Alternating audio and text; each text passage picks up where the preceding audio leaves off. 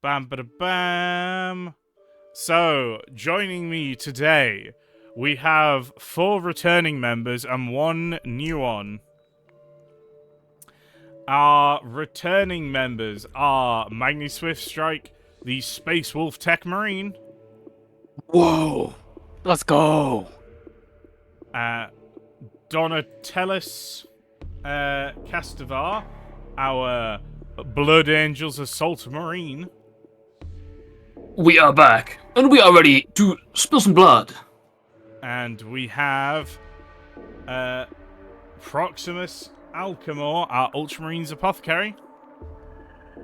We're once again back, chat. And we have the last of the returning members, Orn Vezerak of the Silver Skulls, a Devastator. Hey, how's it going? There he is. Alright. But joining them is Amor, who is playing Voldestar Leverex. Hello. Yes. Out of the... You're a Black Shield, aren't you? A Black Shield librarian. Most shameful.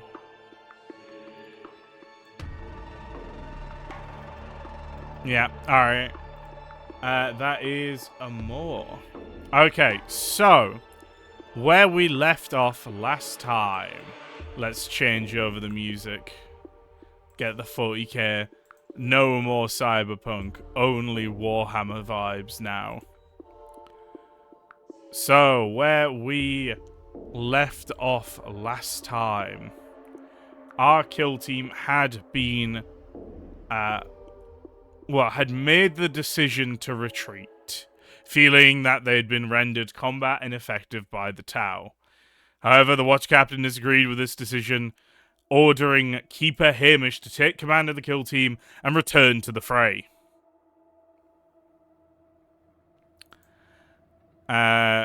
The kill team has then headed back down to the hangar bays. It has been 30 minutes, effectively, since they left the battle for the round trip and conversation and very quick debriefing. And they have been sent back to the hangar bay with a fresh Astartes having been mustered to the hangar bay as well. Being, of course, Librarian Liverex. Now, Liverex, you have just your standard equipment here. You have been deployed at you have had like 5 seconds notice. You haven't even really had the mission briefing. All you've been told is to meet Keeper Hamish and a kill team in the hangar bay, get on board a Land Raider, and you're going to be immediately entering combat.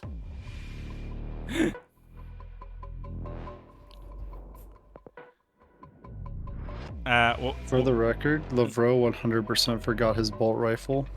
Oh, okay. So you've just got your... What the hell is a bolt rifle? Yeah. So you've just got your Force Sword then, I guess. Just my Force Sword. And your Bolt Pistol.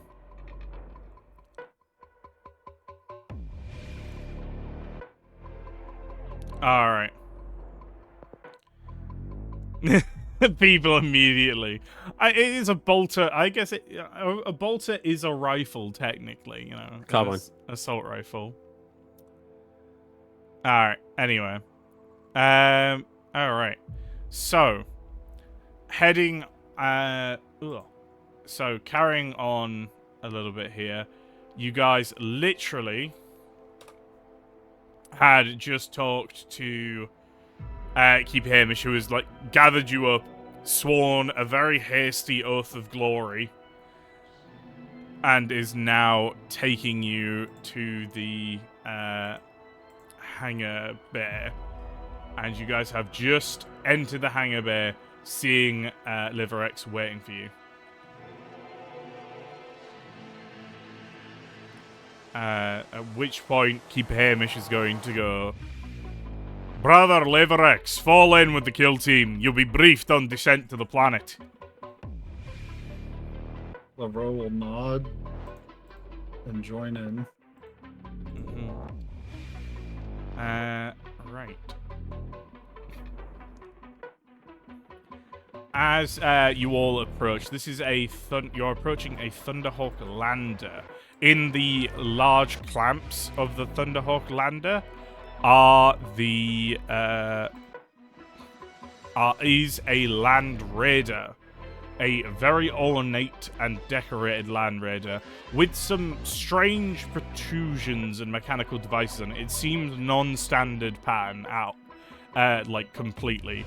Although it does have a easily identifiable like configuration. It looks like someone took a Phobos pattern standard Land Raider and then made some serious modifications to it. Ooh, how fancy. What weapons does it have, Vav? It has twin Godstrike las cannons, a pintle mount twin heavy bolter, and assault launchers.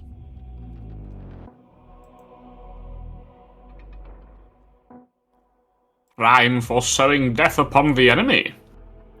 Nice. Fine machine. I hope it serves us well. As you kind of say that, Hamish is going to gesture at it and just go, "Indeed, brother, this is my personal vehicle. This is Cairn's companion."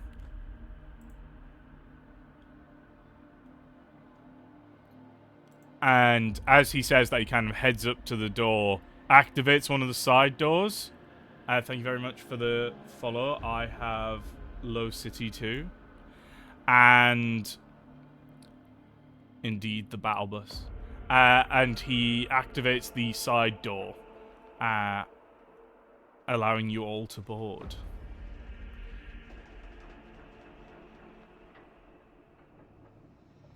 A good portion of the time while Magni is approaching, he's sort of slowly analyzing the machine and all of its exit ways, so that if he needs to leave, he can engage the enemy at the quickest speed. Donatellis, as he walks up to it, following, close in line with his brothers, he's still walking and acting as he was kind of at the end of our last session. He's very stiff, straight, and kind of quiet, but he's tightly gripping in his right gauntlet his winged pendant, hoping that this flight to the planet doesn't turn out like the last one. If I might make a request, Keeper Hamish, on a question. How far in Hayat? Let me rephrase that. If I might ask a question, Keeper Hamish, how far in above the war zone do you think this thing might survive a crash? The Tau air superiority was a punishing salvo when we descended. Indeed. We thought that a full escort of Thunderbolt fighters would be enough to get a kill team through, but unfortunately, from the reports Varagol has told us, you had the misfortune of 3 Barracudas deciding that they were going to blow you up in particular. If I remember the order of events, it is that they got to everyone and then us. A far worse circumstance, I think.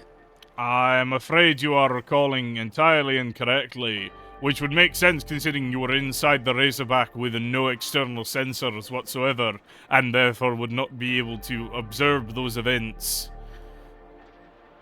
No, that's how you decanted it last time, sorry, Vav. Yeah, you did describe it as coming to us last.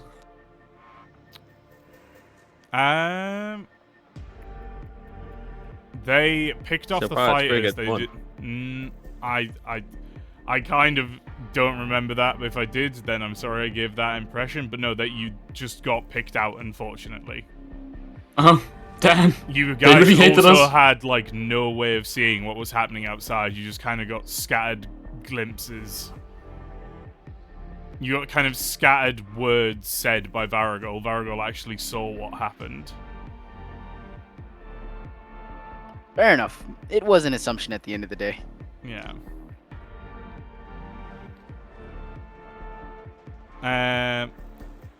But yeah. Okay. Anyway. So. Hamish, he's going to beckon for each of you to step inside the vehicle.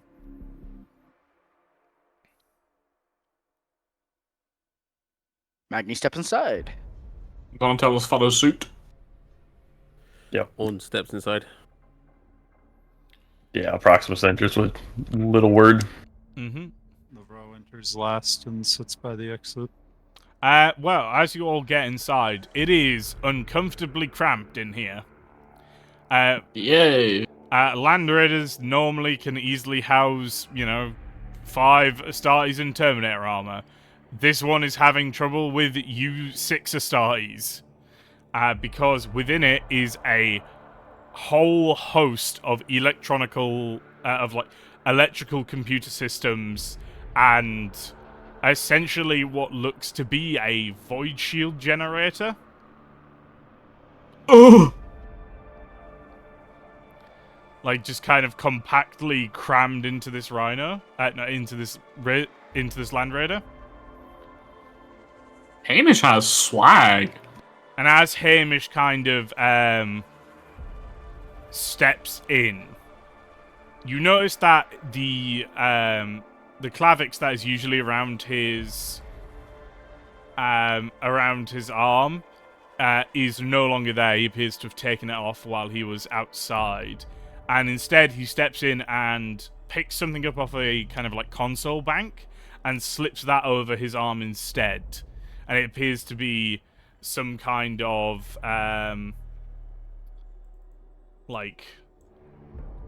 console. Like, it's unclear what necessarily it is.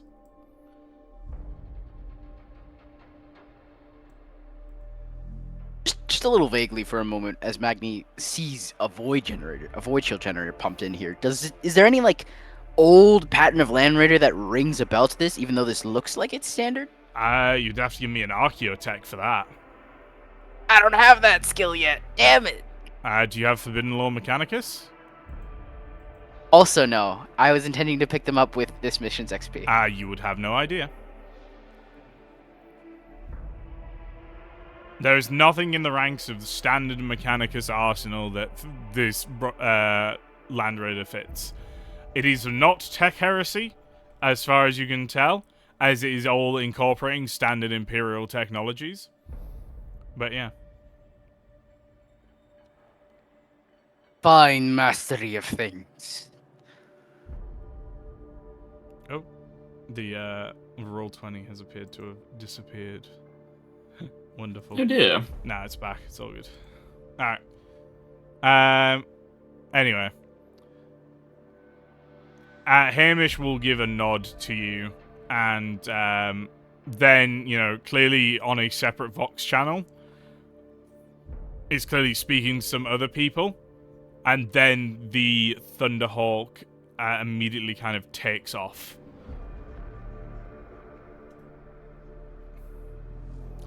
And then he kind of seems to switch back to the Squad Vox and is just like, I make no guarantees we will make it to the floor, to the floor without being shot down. But, combined with this Land Raider's durability and the Thunderhawks, we are likely to survive.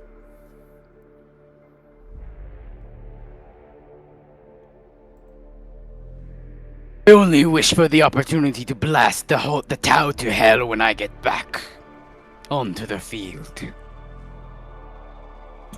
Vox click of affirmation for Donatellis. As you kind of Second panic. say that, Magni, Hamish just fixes you with a stern gaze of his lenses. And he goes, my orders are to be followed in their entirety with their direct intent. There is no room for interpretation. Is that correct? Do you understand, Brother Magni? I do understand. Keeper Hamish. Brother Hamish. He then is going to fix a gaze upon Proximus. All orders, that is. Even those that may cost you your lives. This mission is of paramount importance to the assault of Mel'ek. If the assault on Mel'ek fails, then the assault on Kaish and Galkan fail. If those fail, we begin to lose the entire Eastern Front. Aye, squad lead. For the watch. For the Emperor.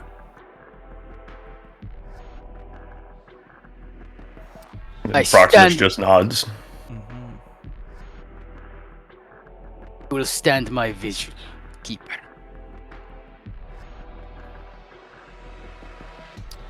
Alright. Oh, someone else already got the Vox Click of Affirmation before me. Thanks, Ferris. Alright. And with that, the Thunder Hawk begins to bank and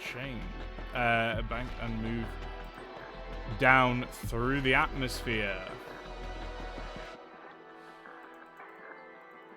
Alright. So it has been 30 minutes since we have been here. Let me move you guys onto here as well. Ba-da-ba-ba-da-ba. So, you ready to see some live updates of what's happening? We on the right map? I'm seeing like a depot-looking thing. Oh, you are in the wrong map. Ah. That map is the one... That was the... You see that? That was the encounter you were going to do before you bungled it. Yeah, I see. Yeah.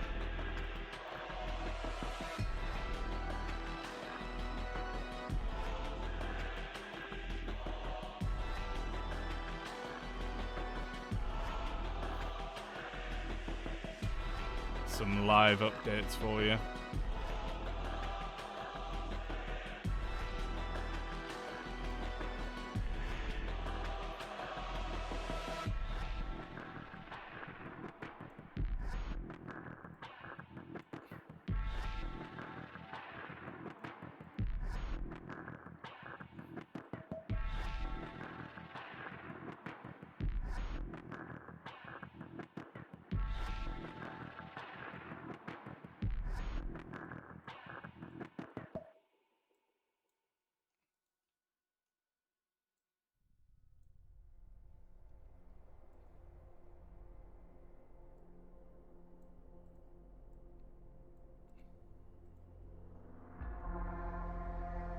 Alright.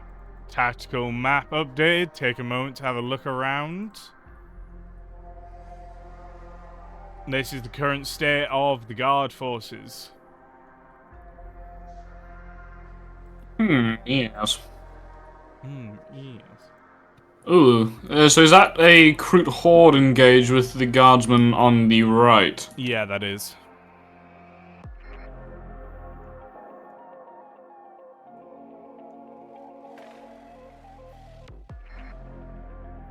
Is this based off of a strategium we're seeing in the Land Raider, or is it just what we're seeing like third person, fourth person? This is what the Land Raider is showing in the strategium. Trying to follow the Tau movements based off of their Montka and Kayun. May I roll like a tactics roll based off of recon or stealth and assault to follow where they might go next and where we might. There is no tactics roll needed for this. You as experienced Astartes can all see what is happening here. They are folding the guardsmen in, surrounding them, and trying to cut them off from these roads.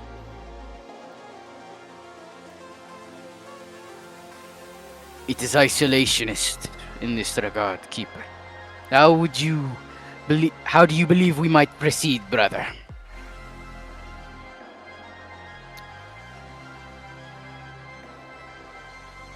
The Keeper is going to look at Proximus and Orn and Leverex.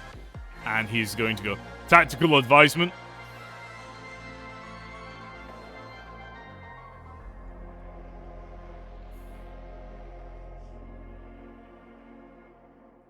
In other words, he is asking you three for your opinion. Don't forget to hit the push to talk key. Oh no, they're dead. Rest in peace. No! Killed in the land raider via brain aneurysm. Lavro will look.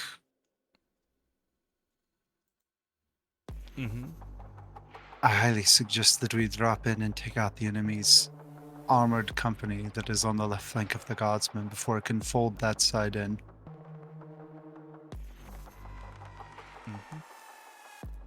On?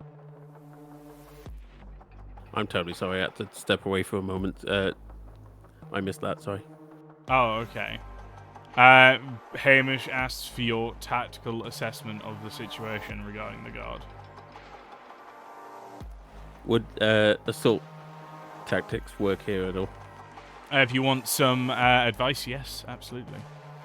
I will roll assault tactics. Any modifiers? This is a difficult situation to get out of, so I'm actually going to give it a -20. Right up. The guard's tactical situation is very poor. You would need to be somewhat of a genius to get through this. Ah! You are, in fact, not a genius. No! We do have 14 Twists of Fortune as an FYI, thanks to the lovely people in the audience. 14? If I spent one for additional success, would that just make it a success? That would make it a flat success. That's what I mean. Would that work? Absolutely. Anyone opposed? Nah, Not so. all good. Alright. Then I'll They got 14 of them. Well, standard... Alright, Owen, you would know. Standard Imperial wisdom calls for a stiff backbone, a braced knee, and a cutting steel.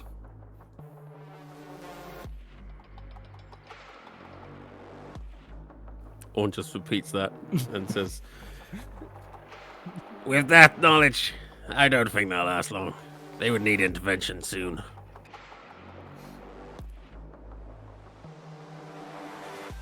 Blah, blah, blah.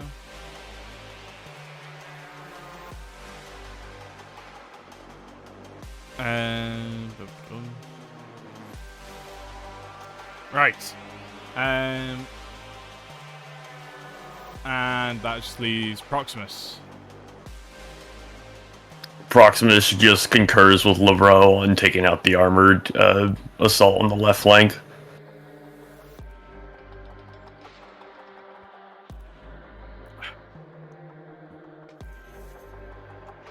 Hamish shrugs after you all speak. I'm afraid I cannot agree. Those hammerheads are a serious threat to this Land Raider. That is why the Land Raider was not deployed to you before. However, the additional force field capabilities of my Land Raider do make it somewhat more survivable in this situation.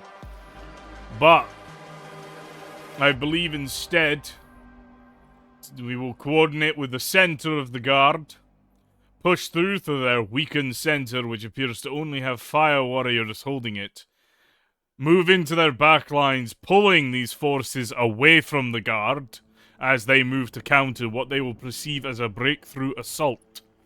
And then we move to neutralize our objectives at B and G.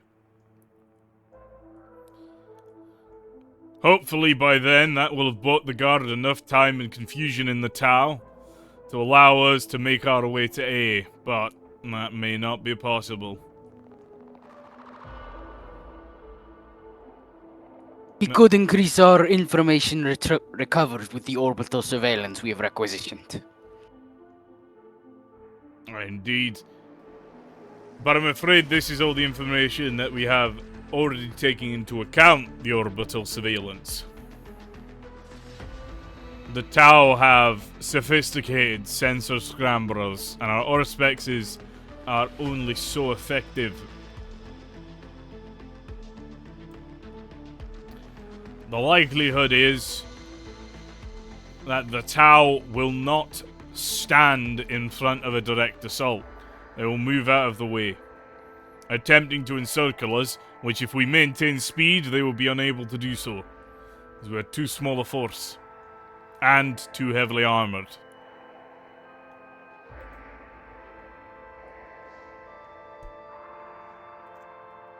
Understood.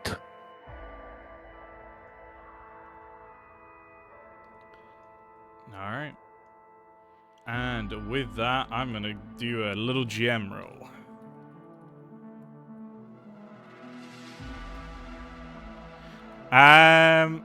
Alright. Who wants to take on a high or low? Hi. Aye. Okay. Unfortunate choice. Damn it, Immediately, once again, alarms blare inside the cabin of the Land Raider. As Hamish puts his hand to the side of his helmet for a moment, and then Can turns we to twist you. of fate that? What? Twist of fortune. Can we do a twist of fortune on that to get the other one? No. It's high-low. It's the funny high-low game. You can't twist of that. What? What is this madness? Well, I tried. I'm I mean, just happy that it's Orin and funny I are on the anyways. same page. Alright. How many twists to kill Hamish specifically? Like what, for him to have an aneurysm and die? Well, that would be interesting for the mission. It's not gonna happen. I'm sorry. Alright, anyway. I'm not giving him an aneurysm. Plus, that would just be a mission failure, and these guys wouldn't get a chance to redeem themselves. It would just be, I'm afraid the officer you sent in with us had a fucking heart attack, sir.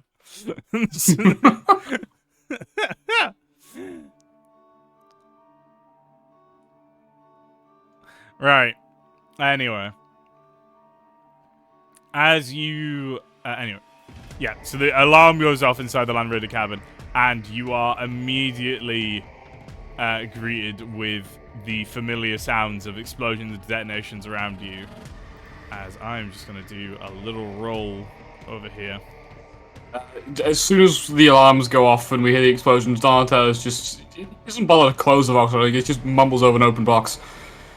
Emperor, I hate this planet. Does anyone else have a sense of deja vu? Blast their foul tech sorcery.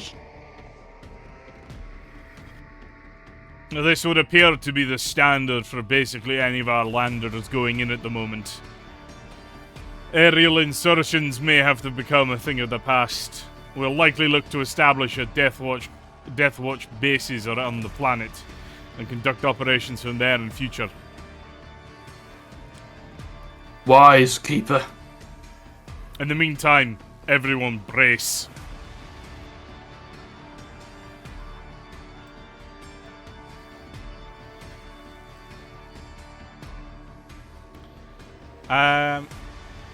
There is like the sound and exchange of rocket fire and like weapons fire from outside the Land Raider.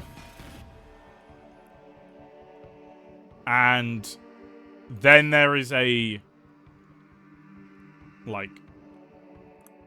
little moment, and the keeper kind of sort of where he was kind of very tensed and hunched up and ready, bracing for impact before. He seems to relax a little bit, and the alarms in the cabin go silent. The Black Star pilots appear to have pulled the Tau fighters away. They haven't neutralized them, but we should be able to land safely. Thank Sanguinis and the Emperor, brothers.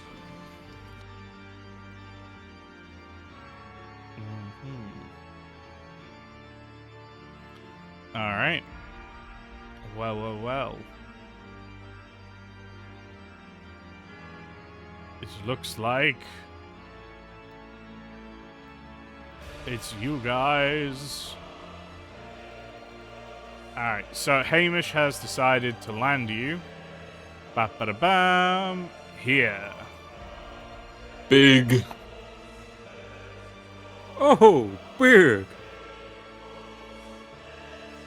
So yeah, the lander basically hits the ground, disengages, and before Hamish can even like lower the doors, it's already, you can hear it taking off outside the Land Raider. But basically, Hamish disengages the doors and signals for you all to follow him as he strides out into the center of this, what appears to be an Imperial Guard forward operating base. Magni will follow. Donatellus swiftly moves out alongside the Keeper, but whilst also keeping a sort of trained eye on Proximus, just, checking how he's doing. He's moving pretty stiffly and just kind of following quietly, save his bells. Cool bingo. Yeah.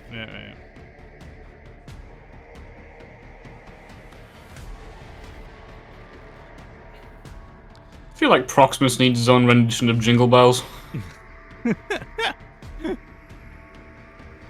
Alright. So, get out of here, Leverix. We just using the Land Raider to represent the party at the moment on the tactical map. Yeah. Alright. So, as you are... you all disembark and you are inside a guard-forward operating base. Behind you is the towering form of a Baneblade that still appears to be holding the breach in the walls it made. And there does appear to be a lot of Mechanicus personnel around it. In addition to that, the forward operating base is basically, they've secured some houses and put sandbags in them. And now this is their stronghold.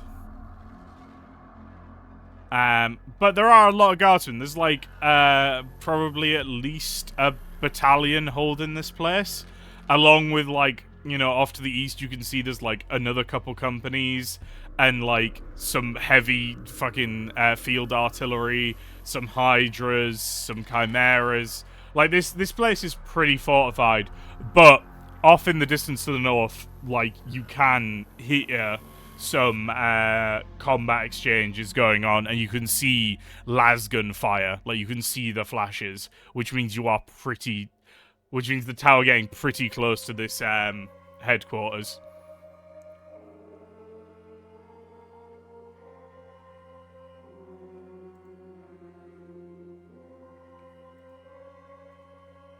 And Hamish is going to...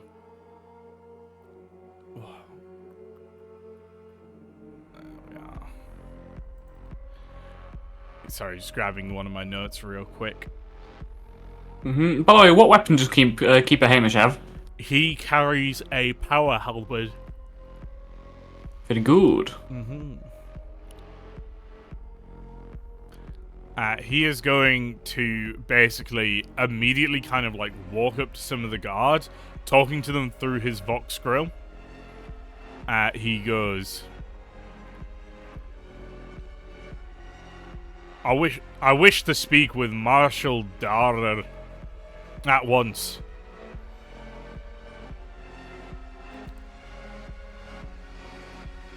One of the guardsmen that he just like walks up to, kind of stunned and astonished, is just like making straight for him. Immediately salutes and then scurries off. Hamish then turns to you and he basically goes, "Fan out, secure the area, make sure there's no stealth suits around. They like to infiltrate these kinds of bases and kill the officers." Donatellus bashes his hand against his breastplate, nodding, and then walks off towards the sort of front lines, aiming to help secure it alongside the guardsmen. It will be done, squad lead. Vox Cook of Affirmation with a Legion salute, and Magni begins to employ his senses to try and detect any stealth suits. Alright. I would also roll awareness. So you've been given a little bit of leave to just an FYI. You've been given a little bit of leave there to kind of explore around the forward operating base if you so wish. But if you just want to roll awareness, just roll awareness. If you want to do more than that, you can roll awareness and kind of interact with some of the guardsmen around the place. Is it possible for Orn to seek out some of the artillery teams? They're a little bit far away, but yes.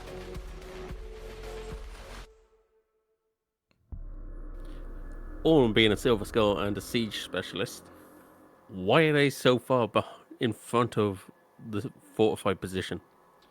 Do you want to go have a little inspect? Yes. Yes.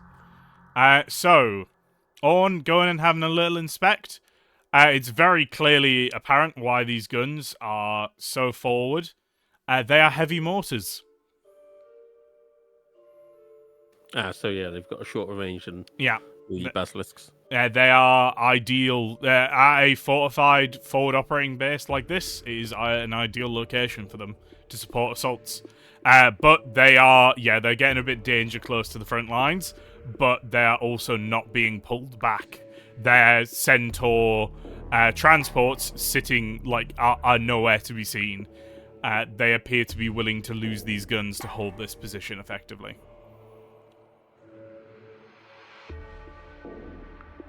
Understood. Mm-hmm. And our own awareness as well. Yeah, absolutely. Proximus, do you want to... Oh, okay, there you go. Someone not rolled awareness? No, everyone's rolled awareness. So, all of you, as far as you are aware, your systems are not being tampered with by Tau stealth field technology.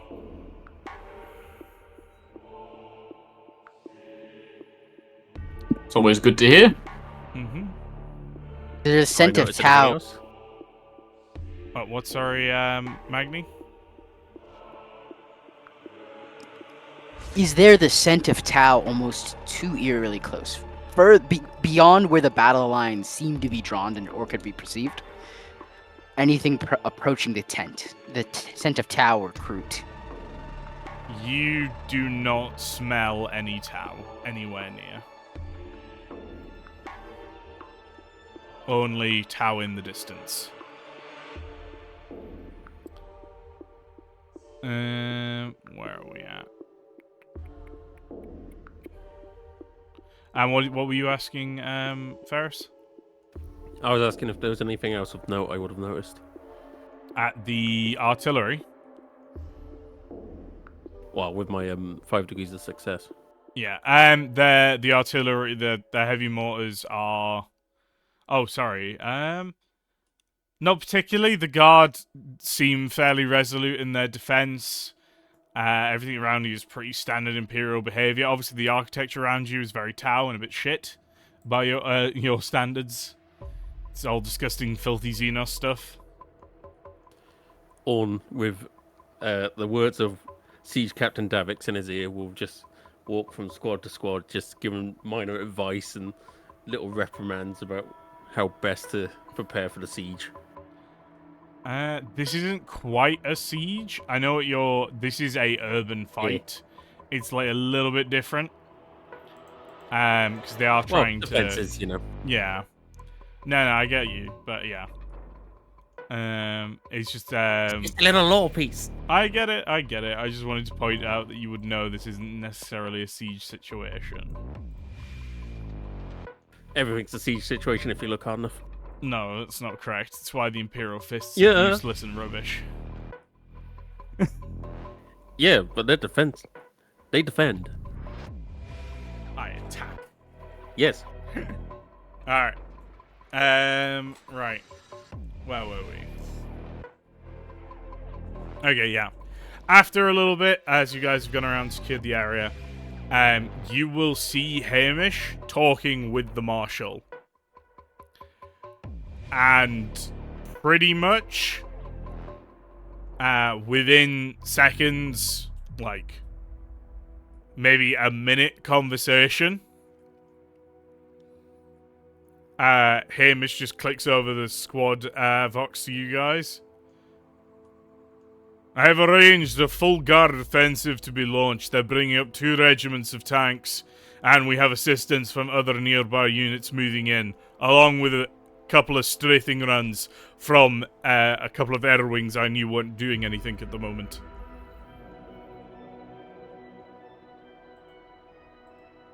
Where do we intend to assault first? Dead ahead, Magni. Dead ahead.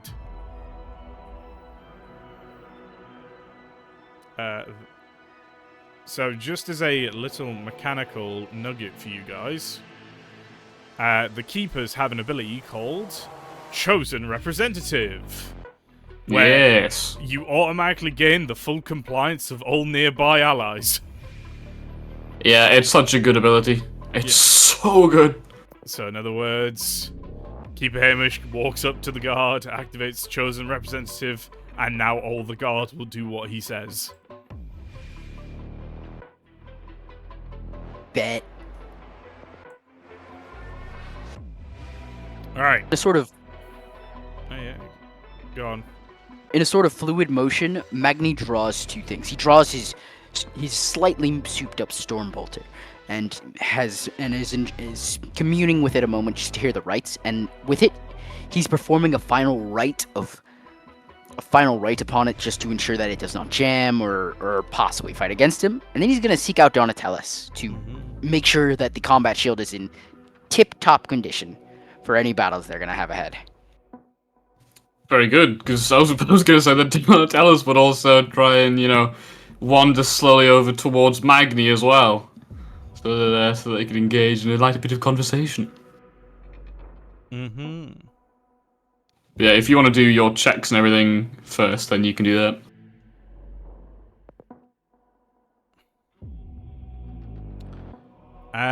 What are you specifically checking against here? Like, what's the information you hope to gain? From my weapon, I'm trying to discern the caliber of its machine spirit and how ready is it for battle.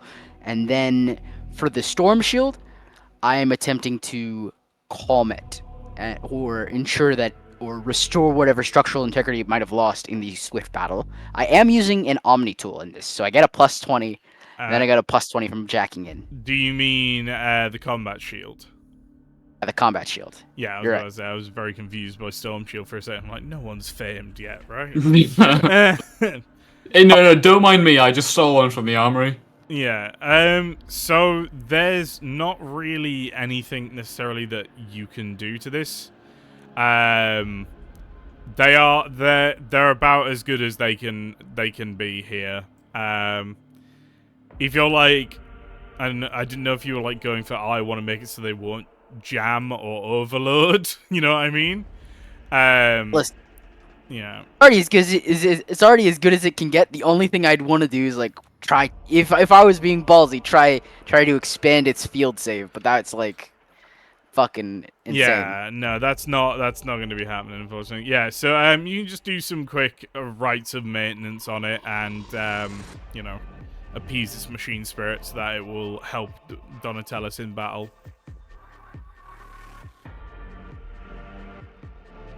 And in an approach, he would actually vox click Hail in Astartes Battlekent to Donatellis. Brother. But in this regard, he would over the squad vox.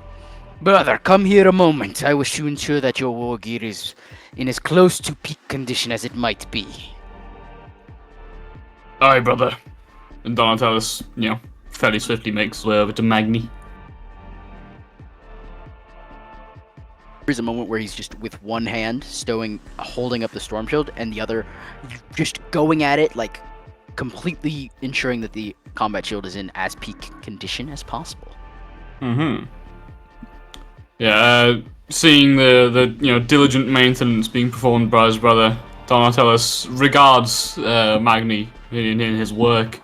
He says, "Brother, thank you for your efforts in ensuring that I might live in this battle. You do good work. And despite the difficulties of earlier, I am proud to fight alongside you. We will reap a heavy toll against the Tau this day.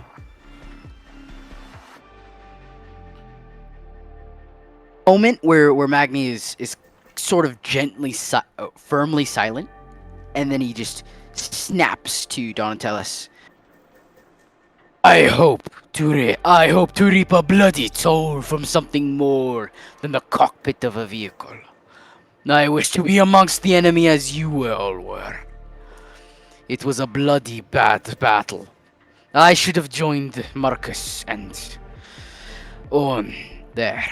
Varagol could have held the damn razor back. We had his aid. Aye, brother, but lament not our failings. Learn from them. Death or glory in this battle. Though he says the words fairly confidently, he's not entirely sure if he believes them himself just yet. Can I make a scrutiny check? You can do, sure. Yeah.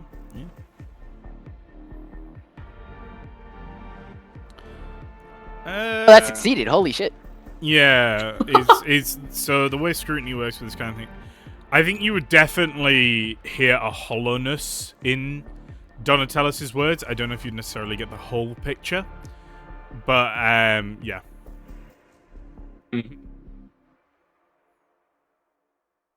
There are fewer things over a private vox to Donatellis. There are fewer things, fewer bitter medicines than being forced to withdraw. We have been given by the All-Father's blessing a chance to reclaim our glory and honor. I do not think we should stress too much about the wrath of our foes. Nay, the opposite. I think we should press into our enemies with every bit of wrath we can muster. I have seen you, Donatellis, on every battlefield that we have been together. There are few brothers I know. There are few brothers amongst the Watch I compare to Skyclaws. Yet I compare to a Long Fang of that lot. Does Magni have a hand free? He would not in this case, no, because he's still holding the shield okay, fair enough. and the tool with the other. Yeah, okay. In response, then, Donatellis just, he gives a legion salute, bashes on his chest plate, and says, "Brother," he says it in a very earnest voice, "your words are a balm to my heart. We shall point our wrath towards the enemies. Death to them, the filth." They are but the bugs we squash on our long vigil.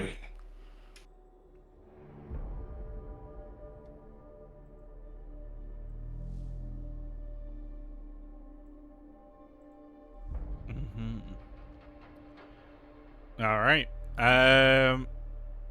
With that, there's going to be a click over Squad Vox, and Keeper Hamish is going to say, "Kill team, reboard the Cairn's companion. The assault begins now." Vox click of affirmation. Yup. Vox click of affirmation. Yeah. You all board the Land Raider, and Hamish orders you all into essentially an assault formation. So Donatellis and Hamish are at the front of the ramp, ready to just charge out, followed behind by probably Orn and Leverex. Proximus at the back with Magni. Upon assuming their combat positions, Donatellis will turn to Keeper Hamish and say, "Keeper, I'm honored to fight alongside you and learn from your mighty skills." Hamish will just give you a nod as he taps a few buttons on his wrist, and the Land Raider begins to move. Suddenly, you all begin to hear the patter of weapons fire on the exterior hull of the Land Raider as it begins screeching at full speed. and you definitely hear it connect with something. And it's a very wet, meaty sound. 20 points. And the weapons are indeed firing at this point.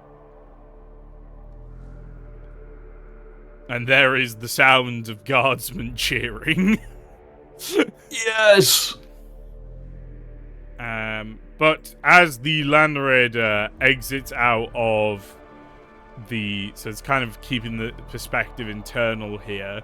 So as you can feel the Land Raider kind of get out of tighter confines, you can see the kind of picked cameras within this vehicle showing...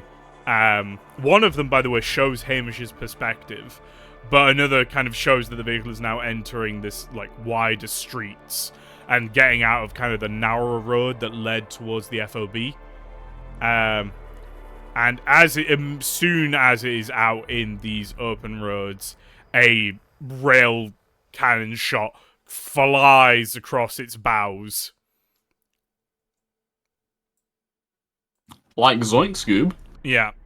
And again, Hamish is like... Now Hamish is furiously tapping on his, like, arm pad as the Land Raiders' left sponson returns fire to no avail, unfortunately. Kids these days, always on their items. But, you know, the rail cannon shots keep missing as well. As the Land Raider continues to speed along, desperately doing this, like, mad sprint across open ground ahead of the advancing guardsman forces.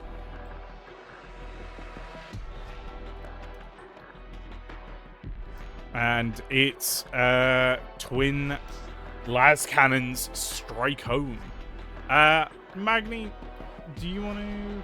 Oh wait, do you have the thingy set? I don't think you do you? No, never mind. I was going to ask if someone else wanted to roll the damage for these.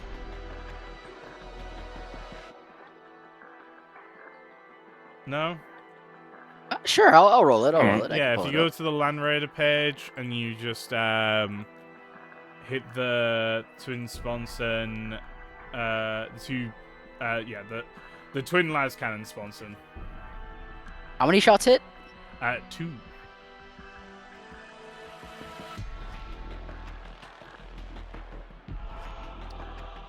That's 40. That's a straight 40 because it was proven 3. Love it. Mm-hmm. And then there's a righteous. Oh. That is unfortunate. So that's 45 for the second shot. So Very unfortunate. Let's see if I have the funny damage calc on here. Magni, you're banned from rolling damage now.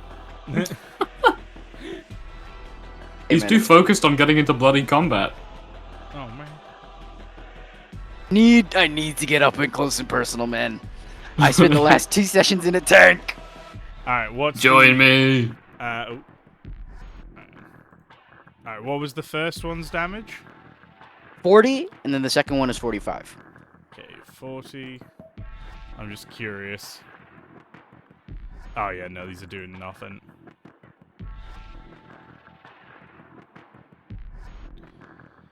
You know, there's like some damage. Yeah, it's like reasonable damage, but it's not gonna put the Hammerhead gunship down. Oh, fantastic! I can just roll this on here now.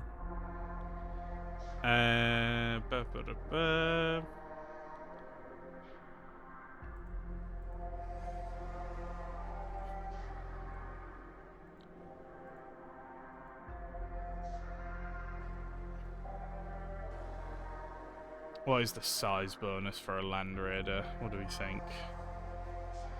Is this enormous? Yes, it's enormous. Big. What if you wanted to not be shot, but you were too the big? Ah! Nope. It's rolled a nothing below a 90 so far.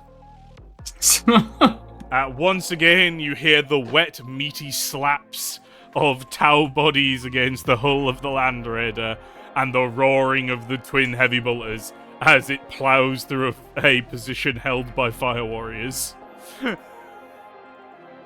The Fire Warriors are literally unable to do anything to it. But there is going to be one last exchange of blows between the Hammerhead and one of the Hammerheads at range and the Land Raider. That's pretty... I think it's out of the danger zone now, but, you know, you never know with these things.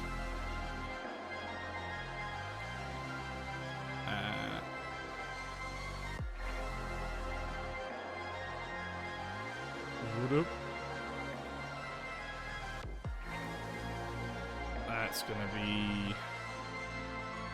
This is Hamish's ballistics go. That's gonna be 2 shots. Who would like to roll the damage on the Land Raider this time? Someone other than Magni. I will. Go ahead.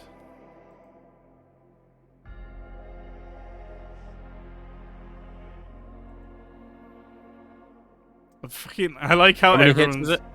What, sorry? How many hits was it? 2. Oh. You rolled the wrong thing. Those are the bolters, aren't they? Oh, that's the heavy bolters, Yep, yeah. sorry, my bad. I clicked the top one. We're twin linked and that was enough for me. Yeah. Foolish fool. There we go. Me and my elementary pals would throw rocks and kick the shit out of servitors for fun. What the fuck? Back in my day. Alright. 38. As I rolled damage, does it count as all firing? No. Damn. Why? What were you in desire Mighty of? shot. Mighty shot. Okay. And cat shot. It counts as the Land Raider firing, so unfortunately no. I am in the Land Raider. That is not how that works. Become an amalgam with the Land Raider. Fuse word. Become Akira. Well, I do have an MIU. Yeah, no, the Hammerhead takes a little bit of critical damage. And then we are out of there. Probably get one more parting shot from the Hammerhead, but that would be it. Nope, and another 90. We're getting them out the way. We're getting them out the way.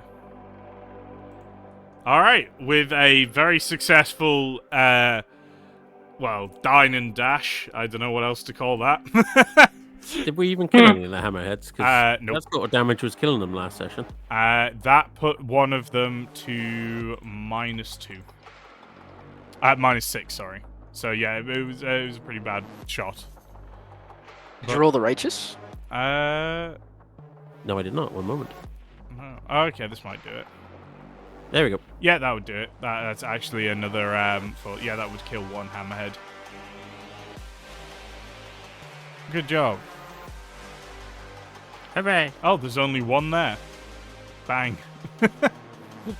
Oh, I forgot the broadsides. Oh, well, it doesn't matter. Too late now. Yeah.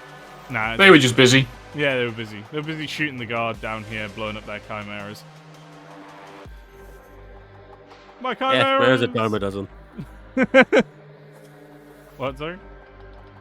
Chimera's a dime a dozen. Yeah, no. So, this fella here. So yes, this is, you have essentially breached through an area that is not being held.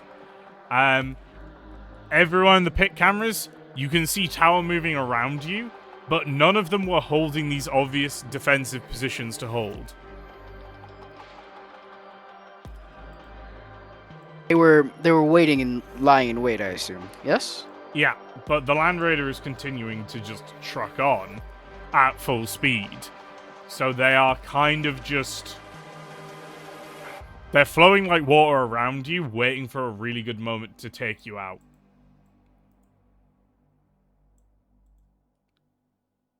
Let's see. Let's see if they can get it.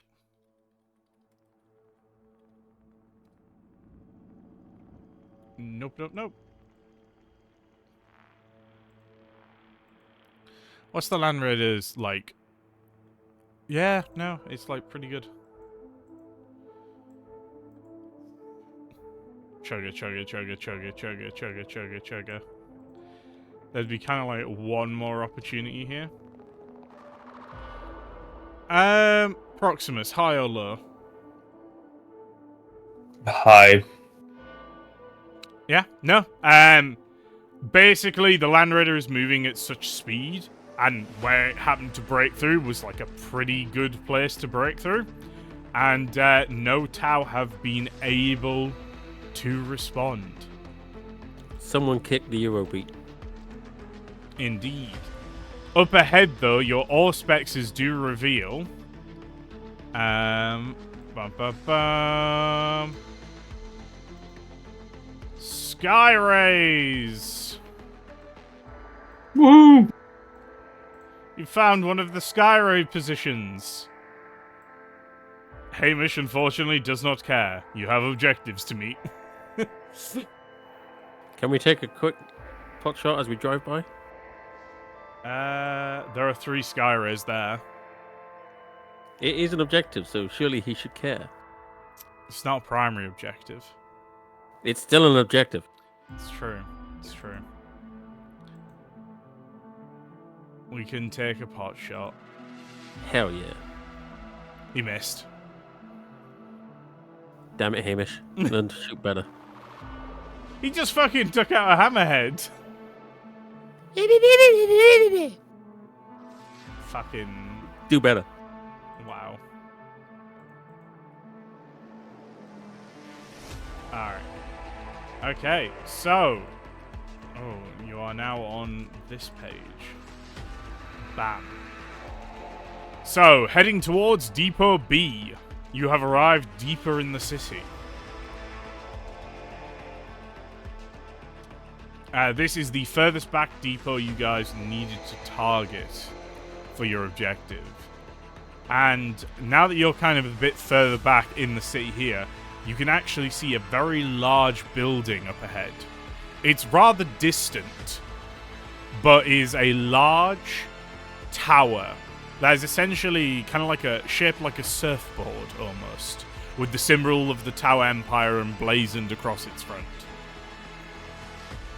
Energy fields appear to be crackling around this entire area of the city, shielding it from airstrikes and orbital bombardments.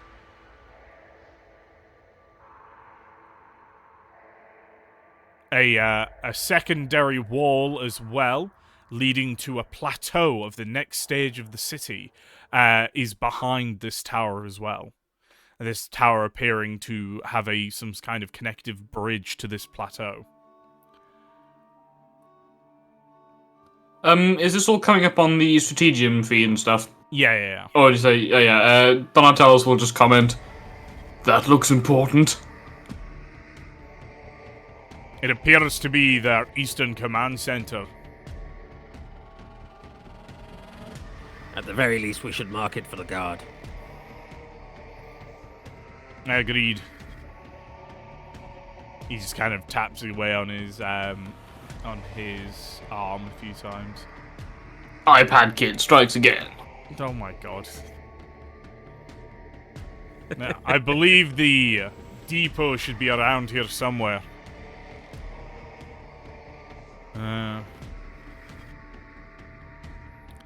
It is one of these 3 buildings, I believe. And sort of turning, like, as the Land Raider brakes to a stop, Hamish will just quickly say, Magni, Donatellis, take the left. Proximus, you're with me. We're examining the center building. Leverex, Orn, you take the one on the right. Eye Keeper. Aye, squad lead. Legion salute. Lavro Vox immediately of just affirmation. Lavro just moves towards the building. So the assault ramp goes down, you guys all pour out, and you are in the middle of a Tau street. Bum bum. I roll awareness to see if there's anything to shoot. I will assist you on that roll. Look at my little Tau Lovely. street I made, guys. Oh yeah, it's a fancy little street, isn't it? Yeah, it's a nice little street. Hell yeah. Hitting the deck, Pathetic deploying the Valzar auger ray, self. and trying to see where everyone's at. I want Fucking, to fight Tau. by the way, I would like to point out, you guys have constantly dogged on, like, the watch captain bullying Hamish. Now you're all actually getting to see him in action, and you're all calling him an iPad kid. He's on Yeah, the because iPad. it's funny out of character. I'm just saying. I have never dogged on Hamish. Hamish is goated, and he always will be. Thank you, bro. It was hell. I do think hilarious. Hamish is cool. I It's bought just him a funny. drink. Yeah, that got him in trouble with his boss. You clearly sabotaged him. I thought it was hilarious when the watch captain pulled up, and I'm sad that he won't pull up to feast anymore. Oh. It's my chair, I promise, guys. Right. This is an important question. We did or did not get fate points back? Oh, you did not. Don't matter to me. I didn't spend any. Same. I roll my awareness specifically on the building I was instructed to enter. Alright. Yeah, no, it's perfectly fine. Right, yeah, anyone who wants to roll awareness, roll awareness. God, you guys are so paranoid. It's almost like you've been attacked by stealth suits too many times. That's crazy. I am not looking for stealth suits. I'm just trying to see if I hear anyone immediately in the room before I kick the door down and run in there.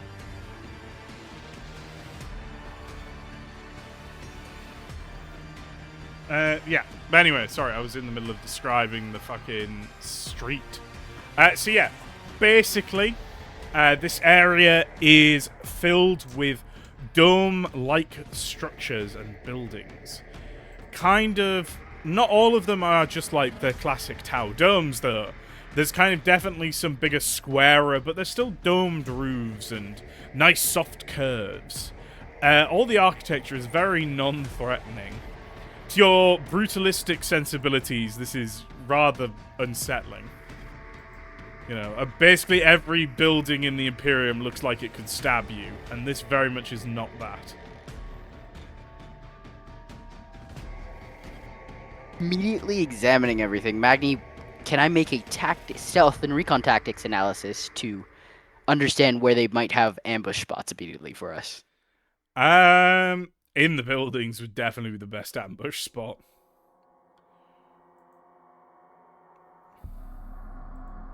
Fair enough, then. I guess yeah, Magni will turn to Donatellis. Let us press on swiftly so that we might move to slay more of the foe. Donatello's grunts as he, sharply nods his head. Alright. Chat, which of the three pairs building are we doing first? I will let you guys decide. Do we want Magni Donatellis first, Proximus and Hamish first, or Leverix and Orn first?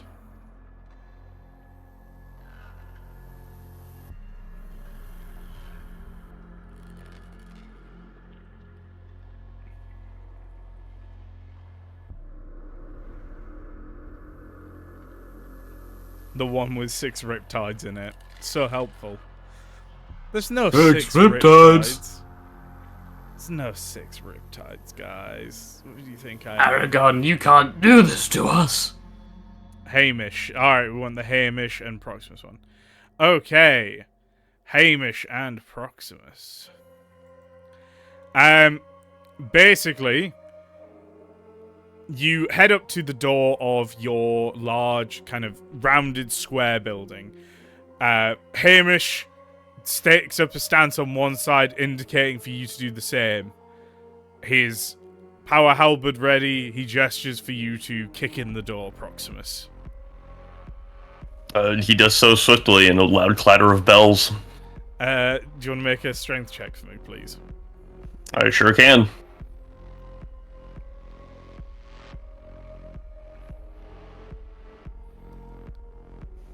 I'll fate re-roll that. Yeah, okay. We have fortunes. My boy is struggling today. Yeah. So unfortunately, Proximus, you kind of stands up, you know, in one fluid motion, you give the door a solid kick, and it does nothing.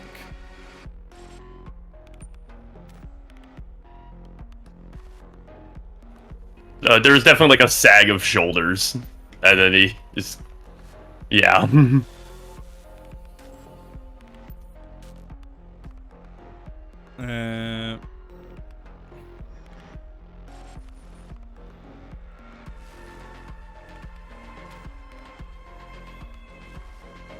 Did you remember? Oh yeah, your plus 10 wouldn't help you.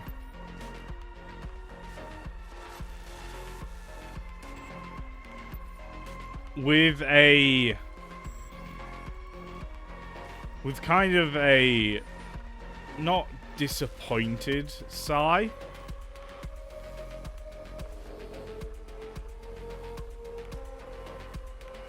but a rather reserved one, Hamish would like kind of step up and just shoulder check his way through one of the doors.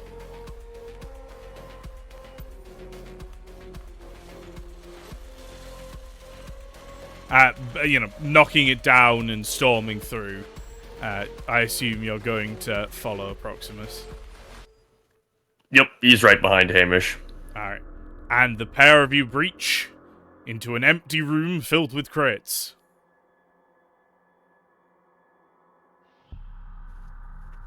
Beat. Box room. Hamish kind of looks around, gesturing for you to spread out and check the room as well. He will do so. It's a lot of like spreading out and examining the room. You don't find any signs of Tau necessarily. You don't even find, you know, Hamish is doing like Auspex scans with his more advanced equipment, and he is not finding any signs of Tau stealth technology or anything like that. But what you do find is a bunch of crates. Do you speak Tau? I do not. I have Cypher's Tau, but that's it. Oh, okay. At which point, Hamish, who does speak Tau, will go, "It appears to be a food store." Proximus just kind of hums at the thought as he's like maybe opening one of the crates and looking at what's inside. It's a bunch of like long-lasting dried rations. This doesn't really fit with like there is a like straight up you guys, you know, the previous kill team saw this area and was like, there is like that is like a vehicle depot. There is a fuel resupply. There is a yard area for vehicles. You guys have seen devilfishes round the back of here. It's kind of strange this is here. Because you didn't think this was a, like, actual general supply point. And if it's a general supply point, it's not very well guarded.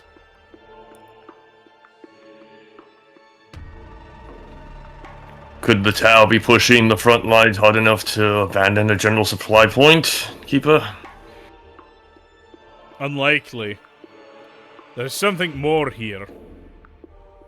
See if you can find, I don't know, a hidden passageway. Would you like to give me a search check, Proximus? I sure can.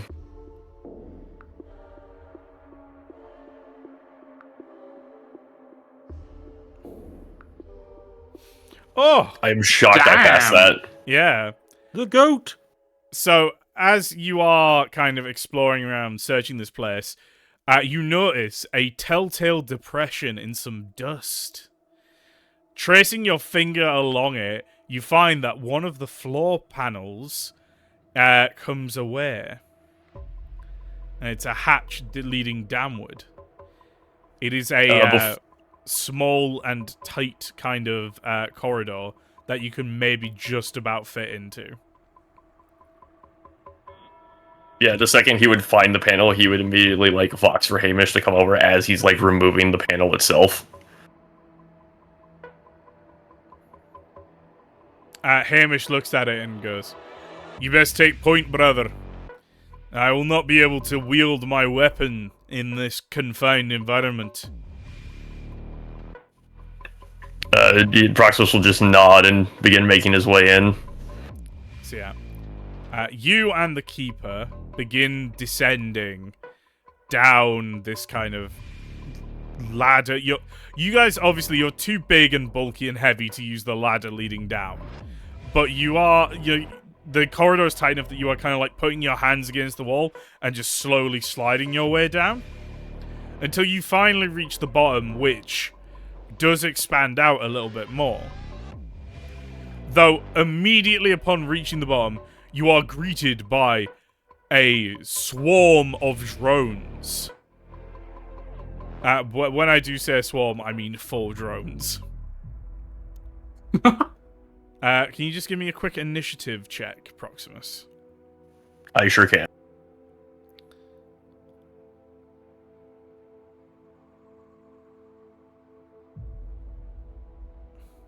Okay, cool.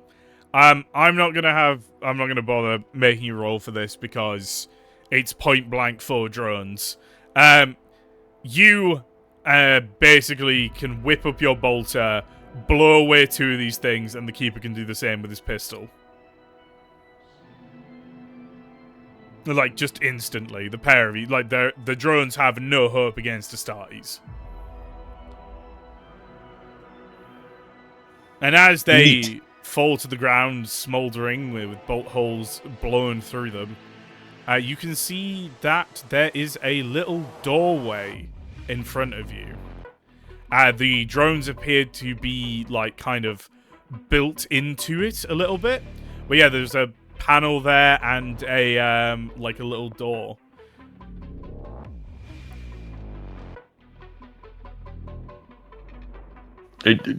Proxus would like an attempt at redeeming himself and try and kick the door in.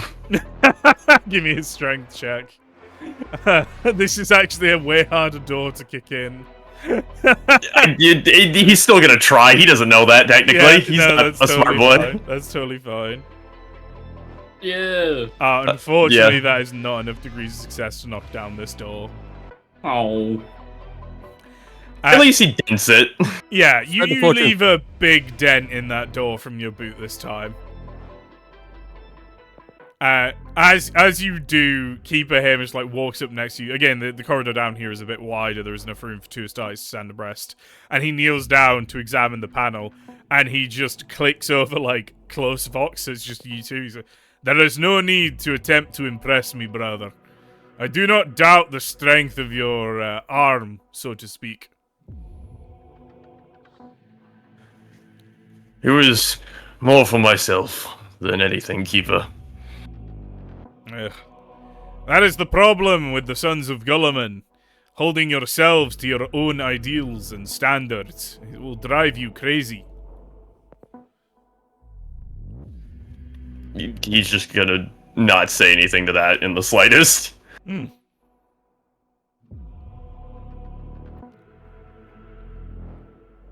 So yeah, as the Keeper is fiddling around with the panel, it eventually just kind of gives way, beeps, and the door opens. And Proximus, you are greeted with a large room with a ton of Tau civilians in it. At a head count, there is about 1,000 people in here. Oh, so like not a bomb shelter, but some form of security shelter. Yep. Suffer not the Xenos to live. He's just gonna look at Keeper Hamish for orders. Keeper Hamish takes one look. Kill them all, leave none alive. And he grabs his power halberd and swings, killing the nearest Tau civilians. Yeah, Proximus will put his bolter away, draw both of his honor blades, and just start going to town. As we're not going to describe the wholesale slaughter of civilians. Oh, No.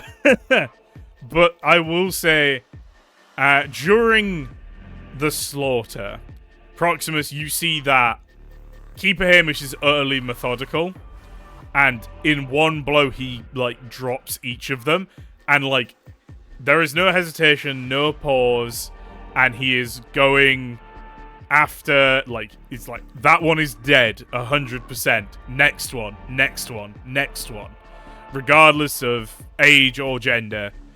He is 100% just, I am making sure every one of you is scientifically dead. Shocked you will be the find. Proximus is just doing the same thing, just in a slightly different method given his tools of the trade. Yeah.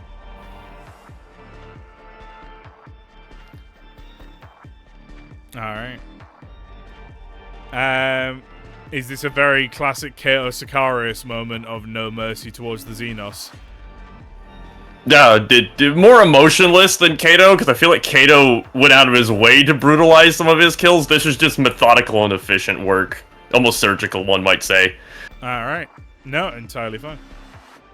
Well, I think we will leave that scene there as our apothecary repaints their armor red.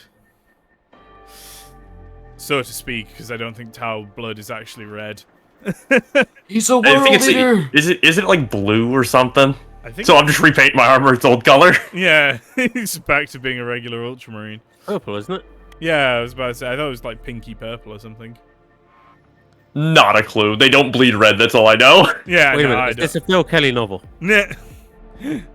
Well, you know, who knows? I do not know the color of Tau blood off the top of my head because it's just not Purple. really that important. Alright, anyway. Ba-ba-da-bam.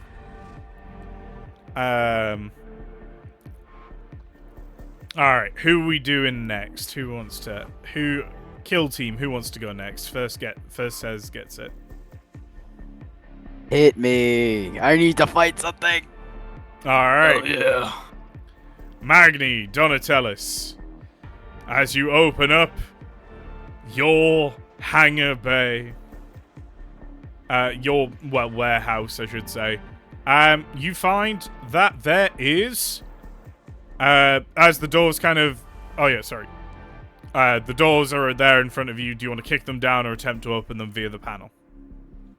Well, Magni, if you want to open them, is the panel like to the side of the door? Yeah.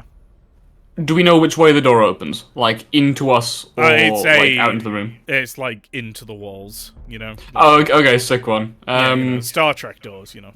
Yeah. Donatellis will just he'll turn to Magni and go, "Brother, see if you can access the panel. I will stand watch by the door." And Donatellis will get into a like low combat position with his shield raised and his axe ready. Yeah. With his mechanical hand holding his Stormbolter, Magni walks over to the panel, and he would attempt to, before jacking in, he would attempt to slowly open the door. He does know Tau, though, and he does have Xenos markings for Cyphers. But yeah, just give me a tech use check then.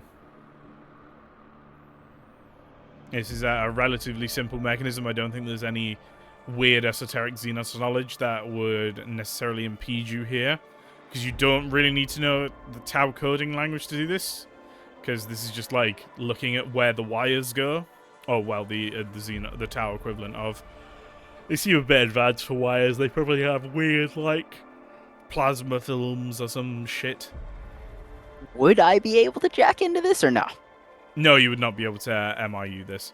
Remember, the Mind Impulse unit is directly for interfacing with Imperial technology. No Xenos technology you ever encounter will have an MIU on it.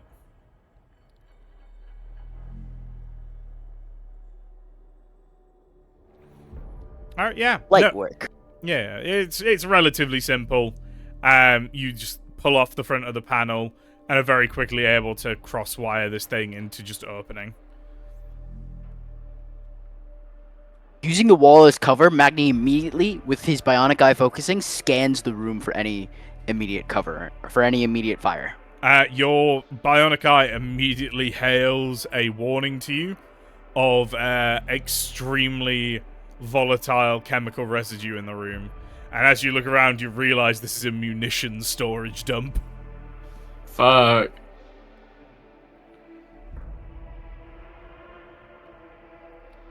is resupply for the hammerheads. It is literally like kind of the reloads for their rounds.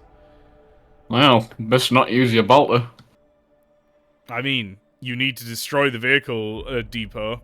Heading to the back door of the warehouse, by the way, and opening it from the inside, you can see the hammerheads are there.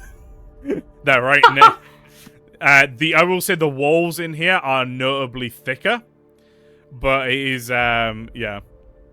Yeah, upon opening the door at the back, Donatello just gives Magni a sort of, like, through his lenses, a knowing look of, like, huh, we know what we gotta do. For a quick moment, Magni will take the time to sift the scent of Tau from munitions to make sure that nobody can just blow this up on them while they're working. But once he gets that through, he will immediately walk into the room. Mm-hmm. I am employing my auger array, because this is close enough space where it will be helpful.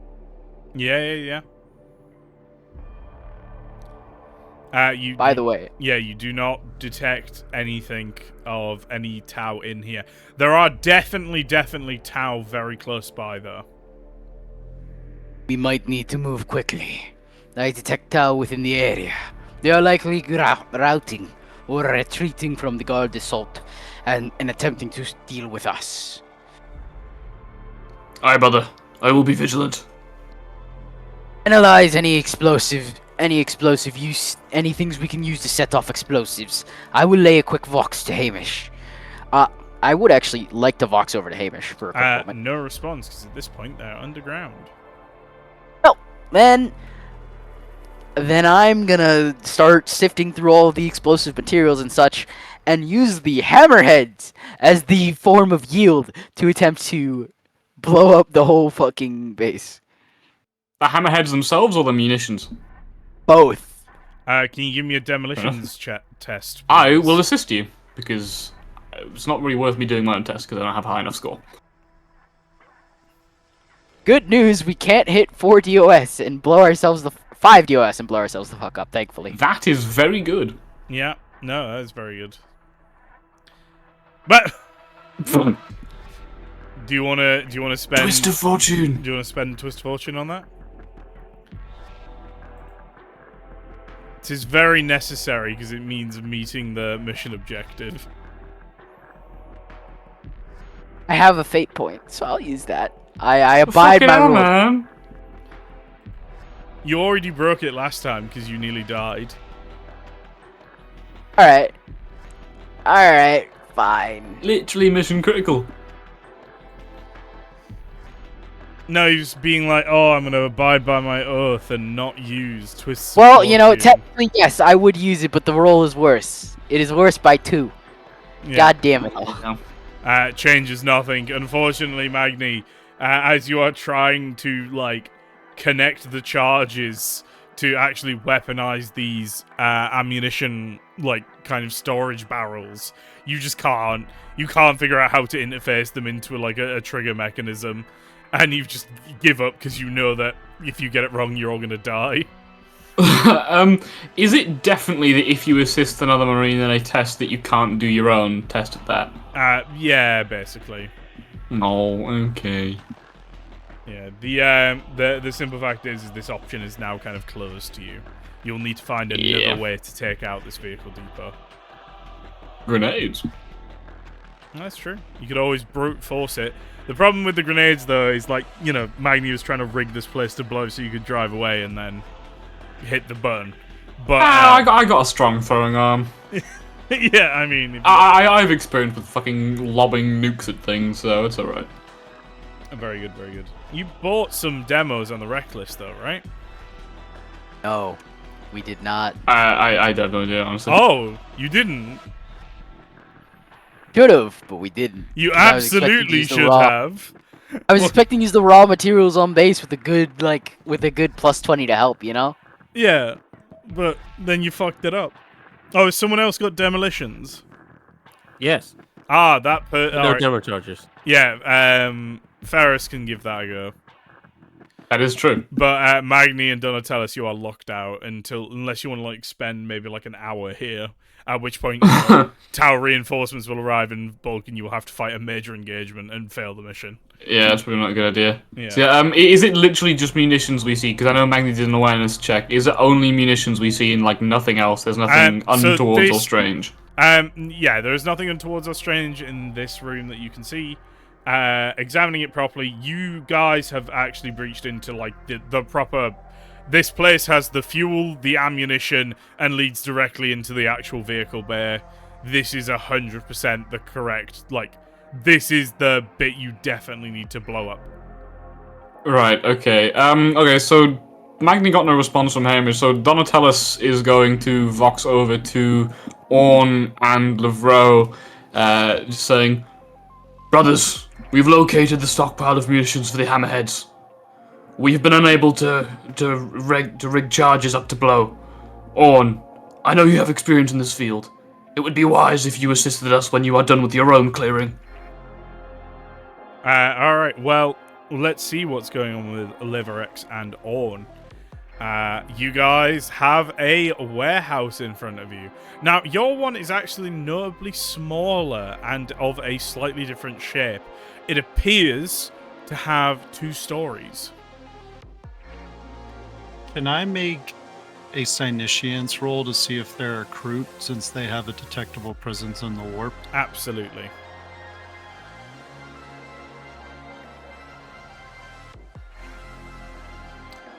That you cannot detect any presences in the warp around you, apart from your battle brothers.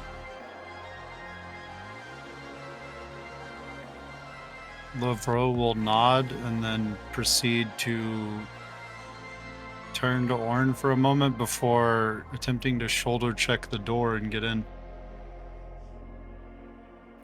Orn would give him a hand, shoulder checking the door. Alright, give me a strength check with plus 10 from Orn. Do remember that on all strength checks you receive a plus 10 for having unnatural strength. So that is a plus 20 in total there. Fantastic. So again, the door is a little bit different on this one. It's a lot smaller. This is kind of like a single door. All the others were double doors. And so Liverex, Orn, as the pair of you kind of like shoulder check this through, busting your way through, you bust it down and you kind of storm through, sword ready, heavy bolter raised, and this place is you can't actually like stand up like perfectly. You know, the roof is only like 6 foot tall, not 6 foot, 7 foot tall, so like you guys are having to stoop like a little bit. Varv, Yeah, I can stand up. I'm 7 feet tall. well, you have to stoop a little bit. You don't want to be scraping your helmet on the ceiling. You don't want to scratch your paint job. But yeah, as you kind of bust in, there is about 7 Tau sat around a table drinking tea. They appear to be short and stocky individuals with lots of little gadgety doodads on them, wearing some kind of hard-wearing overalls / robes like things. I would like to intimidate them by screaming at them in their own language to put their fucking hands up right now and point my heavy bolter at them menacingly. You can have a plus 60 to this intimidation check. Damn it, Orn, you beat me to it. I was definitely going to smite them. I think I did it. Every single one of them immediately throws their hands up into the air and freezes dead, staring at you in fear. Alright, now we can interrogate them. We can get some information out of them, hopefully. Does I roll? Leverex speak Tau?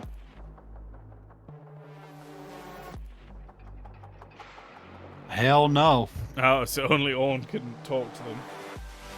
You did Can I roll? Orn speak in an alien language, if you have any reaction to that. Levrow will kind of look at Orn for a moment, and he will just kind of mutter under his breath so Orn can hear. These damned silver skulls and their oddities. Or would just snigger inside his helmet, unaudible. Alright. And then can I roll awareness, looking for this, or going to the stairs that lead to the second floor and roll awareness to see if there's more Tau upstairs that I can hear? Absolutely, go ahead.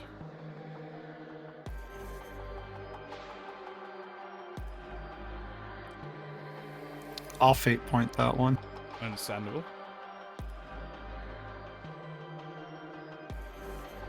There is definitely more Tau upstairs. Then over Private Vox, Lavro will begin moving up the stairs and just kind of say to Orn, more Tau upstairs. I'll go and deal with them while you continue to scream obscenities at these ones. Over the private box, he will return. Acknowledge, but would it not be more ideal for us to threaten the ones upstairs with the lives of these down here?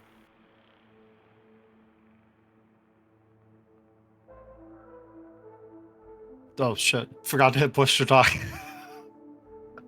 Lavro will just continue up the stairs and just Vox click back negative. Understood. The rare Vox click of negative. My God! Okay, as just for the sake of the VOD and for the sake of those watching, Amor told me Leverex and Lavro are all fine, but I forgot Lavro. So I have not been getting his name wrong this entire time. And if I see it in the comments, I will beat you with a stick. Alright. For the record, Lavro makes more sense because it's French, but I hate the French, so I am a deep southern Louisiana man, and I am Creole. Understandable. Have a swampy day. Right. Heading upstairs, Lavro, or Leverex, you basically come to a kind of like large open landing area where there's like what looks like a bunch of snack machines and like more kind of chill out area. And then there is a door in front of you leading to what appears to be some kind of small office. Oh, and I have a couple of things I'd like to do. yeah, just as well, Orn, there is a large double door to your left, as well as so like you're kind of in this nice open downstairs area with like some sofas and chairs, but then there is a large double door to your left. I'm going to move so I can cover the door and these idiots around the table. All right. Lavro is going to take his force sword and scratch it down the surface of one of the vending machines. Just to cause a loud, obnoxious screeching noise. And then can I punch one of the other ones open? Absolutely, yes you can. Delicious Tau snack bars spill across the floor.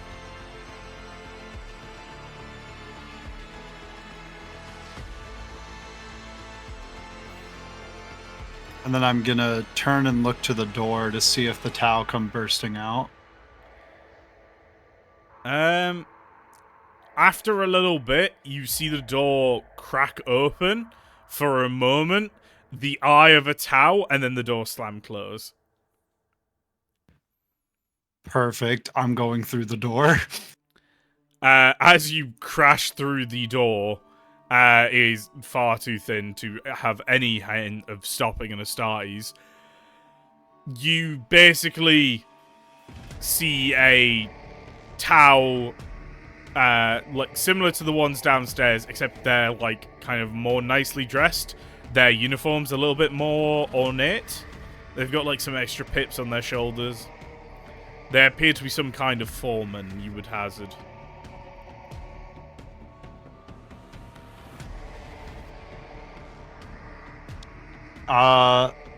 Perfect. I'm going to move towards him and grab him by the base of his neck, and then proceed to drag him down the stairs.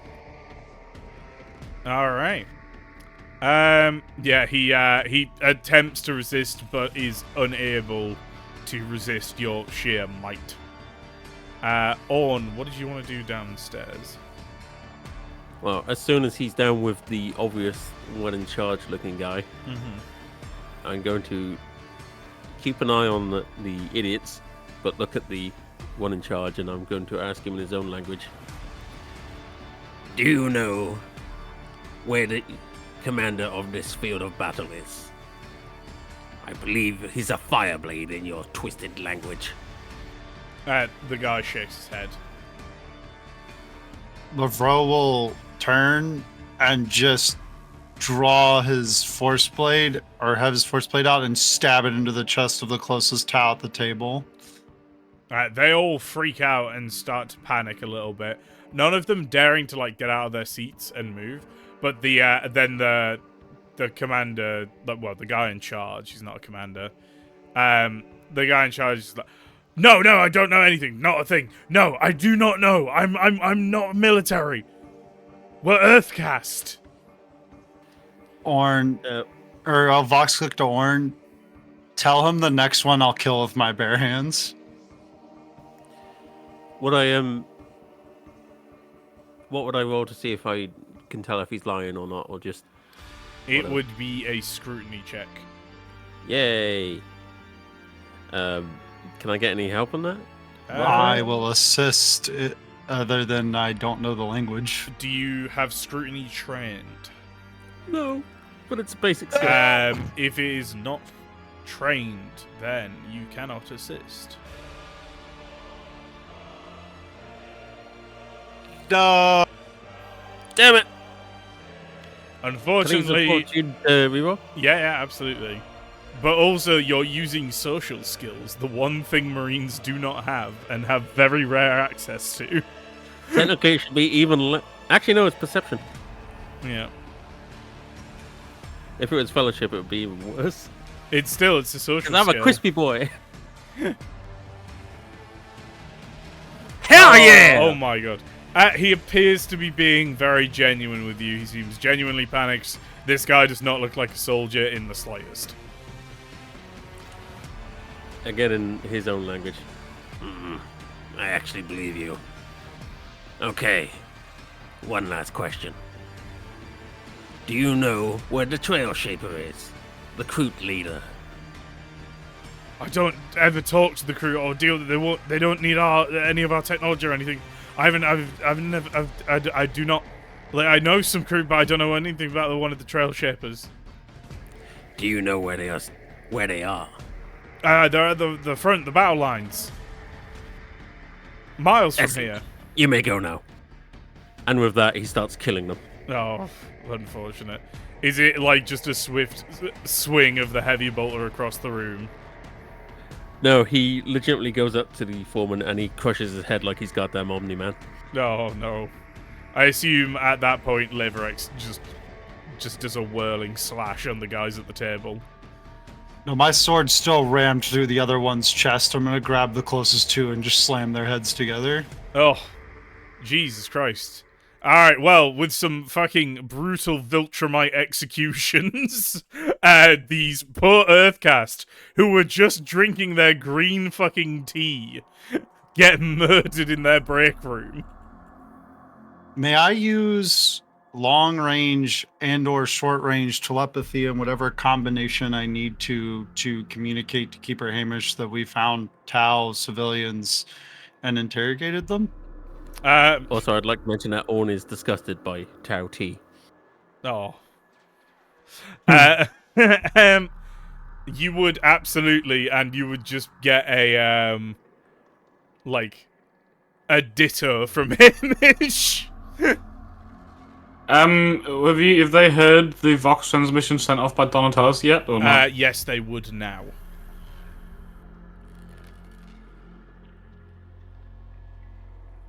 You guys spent a good few minutes trying to set up the explosives. Yes. You received the Vox transmission from Donatalis, saying, hey, we found some munitions in the vehicle depot. We can't get them to rig them as explosives. I don't tell us. I'll pass that information along to Keeper Hamish and Proximus via telepathy. What's the one saying about it? I will be there shortly. All right. Owen, what do you want to do from here then? I'm gonna have a quick scout around the room, make sure there's nothing of. Well, is that value, the only place you knowledge haven't been through is that double door? I'll have a quick look through there and then go help. Poking your head through the double door, it's a vehicle repair bay. It's a workshop, where the vehicles go in and get repaired and put up, on the little things like in a car. You murdered a bunch of garage workers in their break room, you bastard. Any military vehicles in here? There is indeed a devilfish being worked on in here currently. Seems to have been left. Outer blast through the engine. Oh, it explodes immediately. Is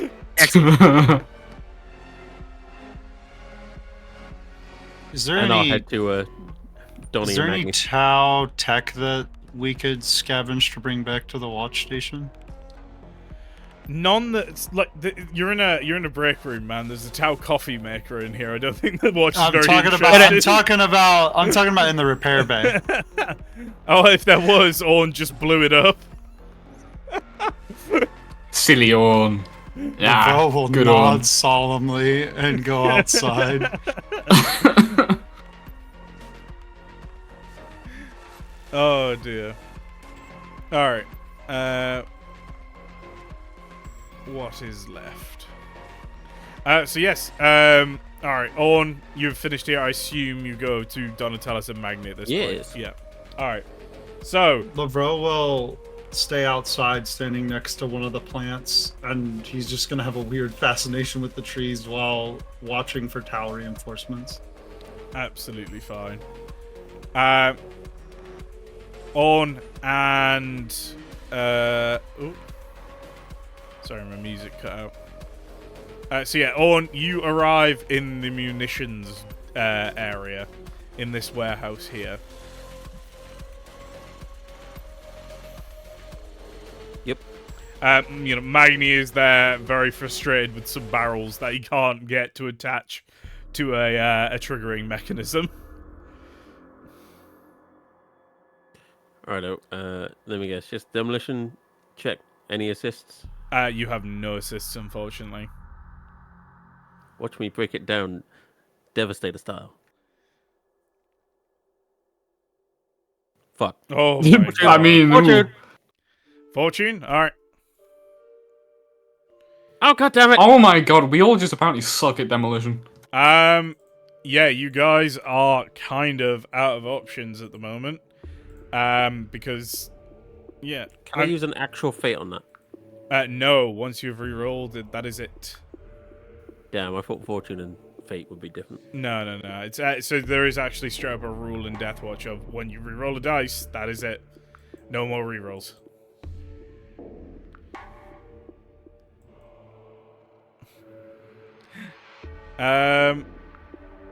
Keeper Hamish, I don't think has demolitions. Get done, nerd. Oh, wait. That's a part of our objective. All right. If I attempted to rig crack grenades, so instead of rigging all of this to explode, if I rigged crack grenades to set off a chain reaction, would that be possible? There's no timer there. Wait a minute. Are these hammerheads manned? The hammerheads aren't manned in the yard. Why don't I just go up to them and do what I did to the devilfish? I mean, yeah, you can absolutely take out the vehicles. That's not destroying the whole bay, though. I mean, Yeah, and if you did make an explosion large enough, it would probably consume the rest of the depot and you. Yeah. So I'll Terminator it. you can take out the vehicles and you can take out the repair bay, but for this vehicle bay to be destroyed, you need to blow up this munitions as well. Grenades! Yes, so I'm thinking either we test out our throwing arms, or we just get to the Land Raider and thunk a few shots into the demo bay. I think it's just going to be thunk some shots when Hamish and Proximus return. Well, alright, considering that is really the only practical option, you guys wait a little bit, and about 5 minutes later, Proximus and Hamish appear in the munition things, covered from head to chin in blood. They are quite literally dripping.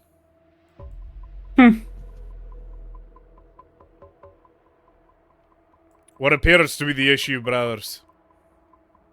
Blasted tech sorcery is difficult to regulate for explosives. Very well.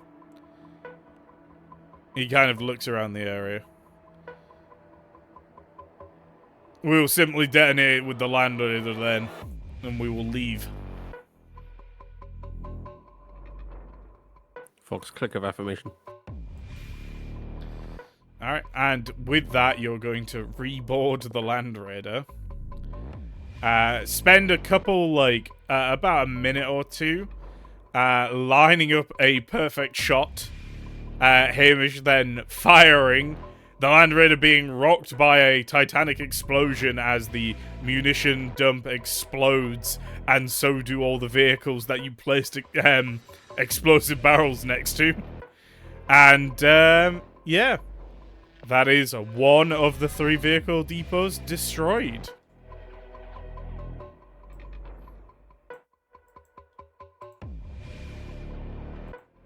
How are we feeling, kill team?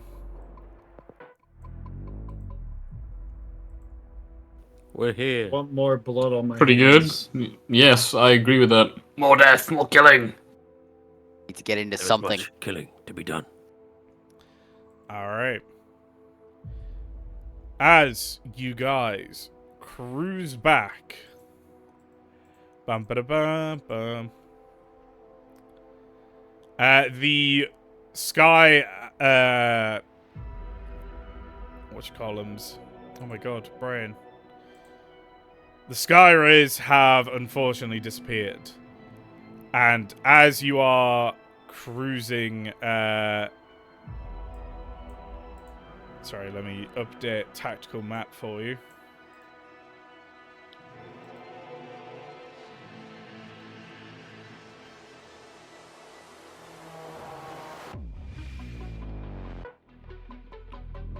And then, indeed, forces would have disappeared a little bit.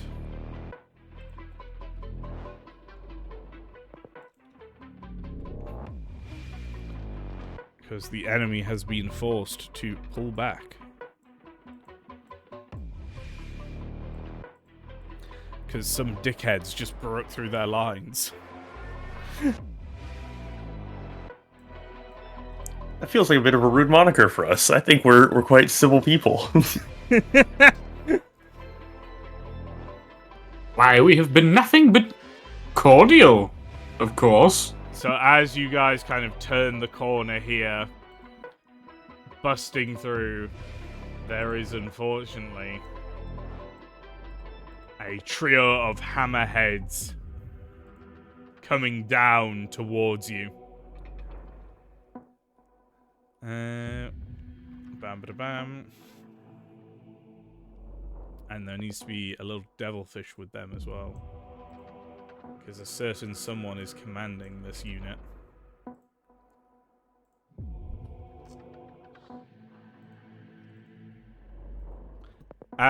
So, bum bum bum. Okay.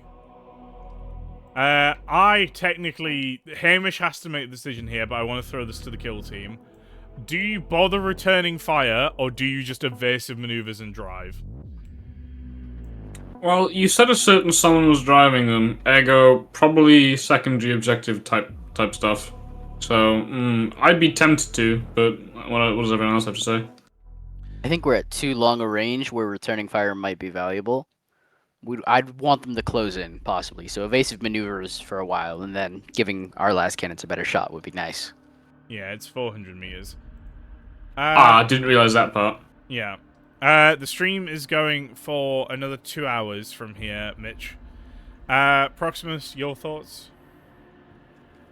I just kind of want to go to the depot, because then we can force the hammerheads to chase us into a better field of fire. Yeah. Liv, Rex? I concur with my dad. Orn? We carry on. Alright. Evasive maneuvers it is, gentlemen. Alright, so upon seeing the hammerheads, Hamish immediately begins swerving the Land Raider as the hammerheads start to open fire with their rail cannons. Which is unfortunate. But hey, at least he's gotten rid of the thingy penalty. That plus 20 to hit.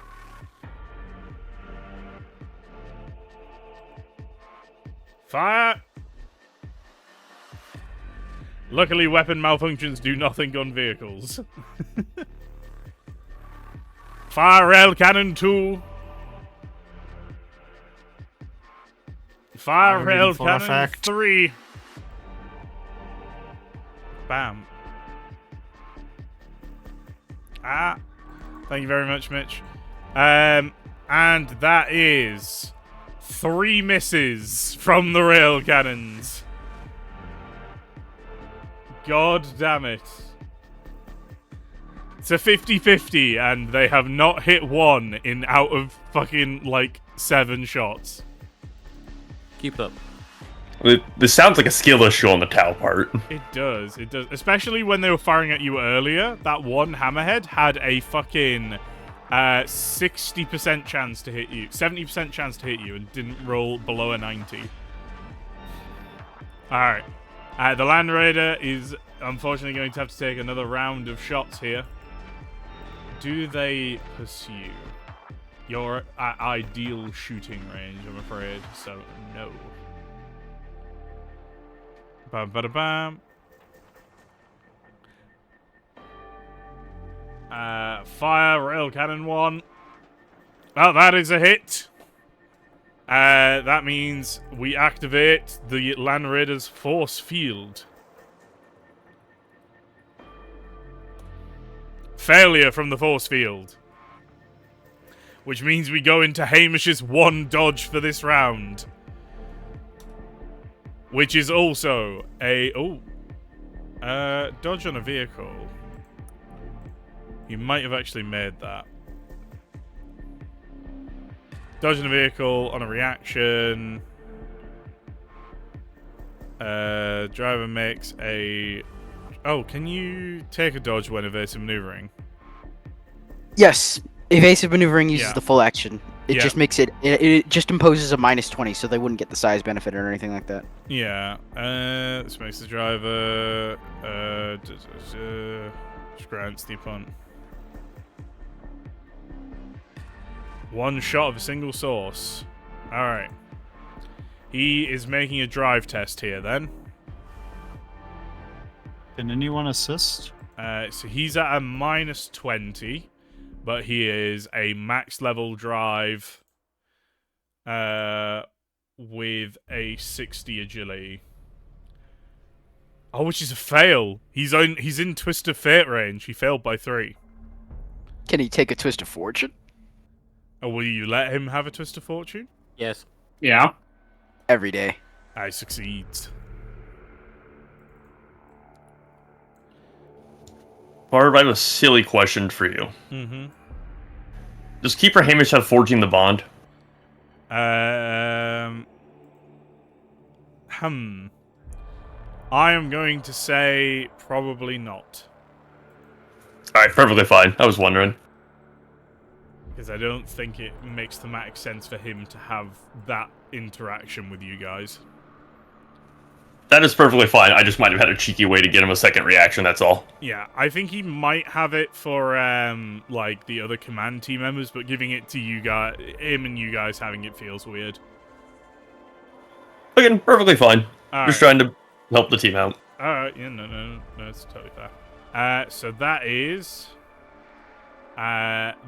his reaction spent. And we are on the last hammerhead fire of this round. Fire!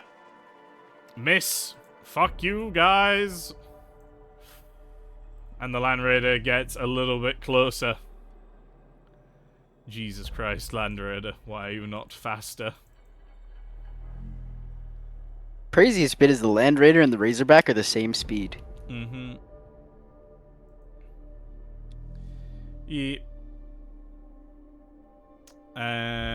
This is still the why they didn't want to send a Land Raider here is this exact situation that is happening right now. Alright. These guys are going to move forward, which means they lose their half aim. Bam, further reducing their chances to hit. And we have another round of firing. Fire one, direct hit. He's going to have to use his dodge.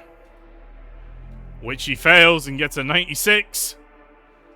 Can he have another Twist of Fortune, squad? Always. Yeah. Oh, sorry. No. That is his field save. Field save comes first, always.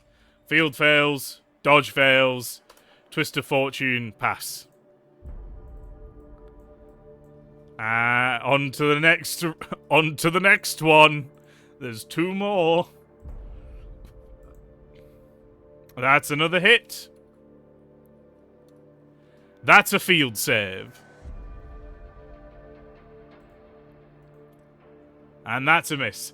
So as this Land Raider is taking this big long turn around this corner, right? It is just being peppered with heavy railgun shots, slamming into the ground, cracking the earth as it is like driving at full speed. As you guys are all hanging on inside, you see a flare of energy from the Void Shield reactor as it deflects one shot and two more breaking through the shots and slamming in as like Hamish causes the Land Raider to violently swerve out of the way. One forward. One forward.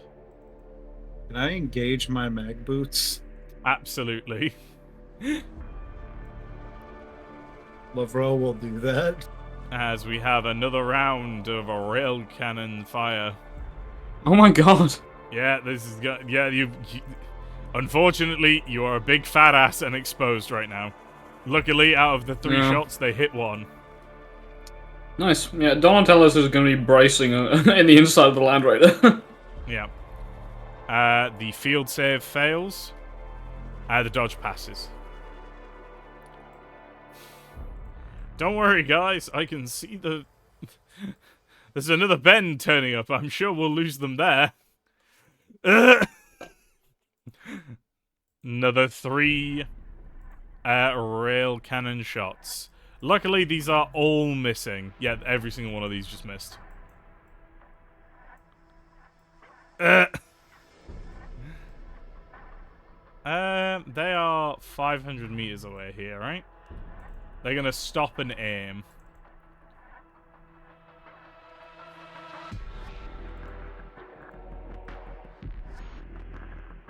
Heavy rail cannon. Aim. Fire number 1. Hits. Fire number 2. Hits. Fire number 3. Miss. The first one, field save.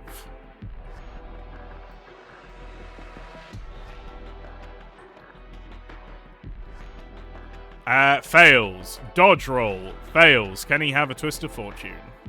Yes. Yes. Success. Second one, field save. Succeeds. I would like to point out, without the Twist of Fortune, this Land Raider would have exploded. I would like to point out we haven't fought the Hammerheads in the slightest. If we had gone head to head, they might be dead. This is true. Honestly, that's fair. I very much doubt it, though, because a Hammerhead can reliably two-shot a Land Raider. We can one-shot every Hammerhead since there's 2 last cannon spawns since they're twin-linked, or they're not. And the heavy bolters. Yeah, if we roll well enough, I guess. Yeah. Yeah, in theory. Yeah. Also, I'm just shocked at the sheer bloody amount of hammerheads that we've just been shot by. 3. Hey. It's 3 hammerheads that have been continuously firing at you as you're Oh. traveling. And not Well, hitting their still, bow. they've been shooting us a lot.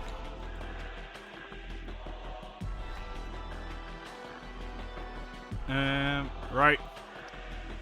I think this is going to be the last round of hammerhead fire. Yeah. I don't think a Land Raider will ever defeat hammerheads in this system without an extraordinary amount of luck in a head-to-head, I have to be honest. Me rolling nothing but 80s is definitely not helping here, though. Make my point. Right. Fire number 1. Bam, miss. Jesus Christ. Fire number 2. Bam, miss. Fire number 3. Bam, miss. There you go. All missed. Also, as well, I will say doing evasive maneuvers is helping a lot here. Is taking a full 20% away from their, their ballistic skill.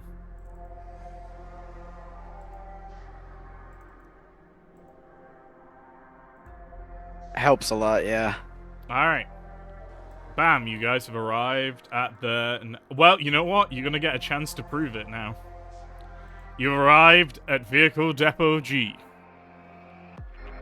It is immediately apparent upon arrival, as you guys step out of the Land Raider, at Hamish's command to assault this place, this depot has been abandoned.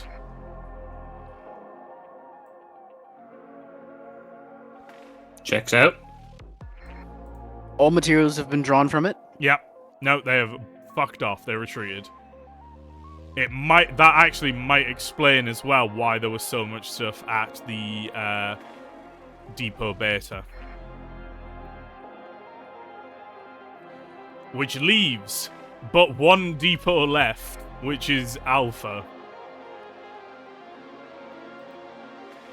Well then, Proximus. Do you want to see if a Land Raider can go head-to-head with 3 hammerheads? I mean, I would like to back up and force them to come around the corner where we get to shoot them first, ideally. Mm-hmm. Yeah. But you need to get to A.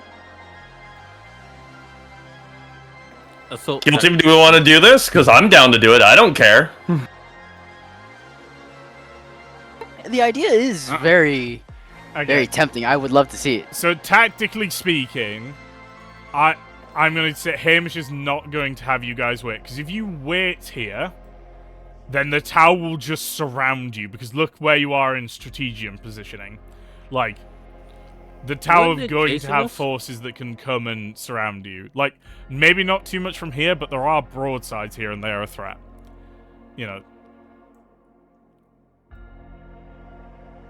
Weren't those hammerheads chasing us, though? They were indeed.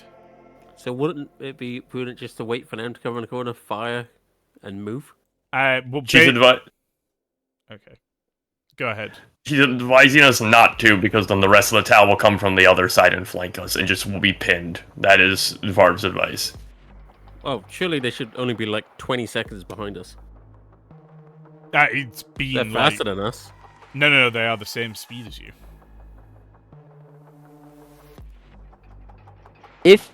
What if we engage the lesser Tau forces? They're less heavily armed. We could salvo out the battle suits in seconds, and then just gun down the fire warriors. We can also, if we do that, we can also try and have the guard forces cover us. What are you saying? So punch south? Yeah. It forces the hammerheads to engage us anyway, and it gives the guard, and it levies the guard in for the assault. Mm-hmm. I mean, yeah, no, that's very fair play as well. What you call it?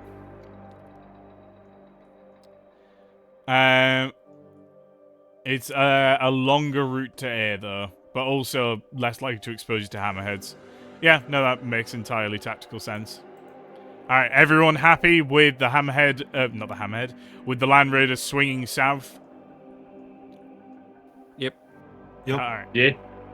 As the Land Raider comes speeding round the corner here at full combat speed, these Tau, seeing it, would retreat. Get the salvo in the Cowards. battle suits. Can we So- give him a spray? Technically, yes. Let me double check broadside battlesuits real quick, because I think those broadsides might be gone.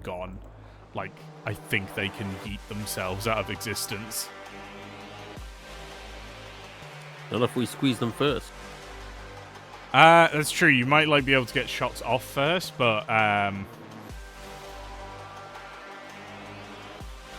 let me just do a double check. Because if they can like hit the fly button and disappear from existence, then they hit the fly button.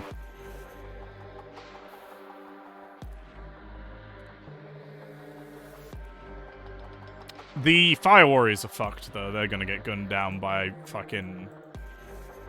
the heavy bolter no matter what happens in that engagement. There's 30 of them and it's a twin-linked heavy bolter. Yeah, they're fucked. Which then puts us in...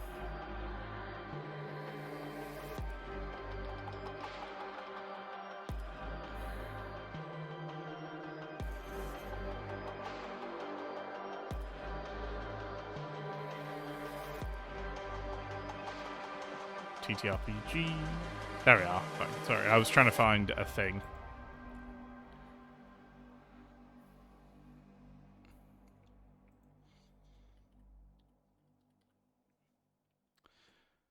Yeah, okay, it's in that book. I couldn't find the stats for the broadside. I was very confused for a moment.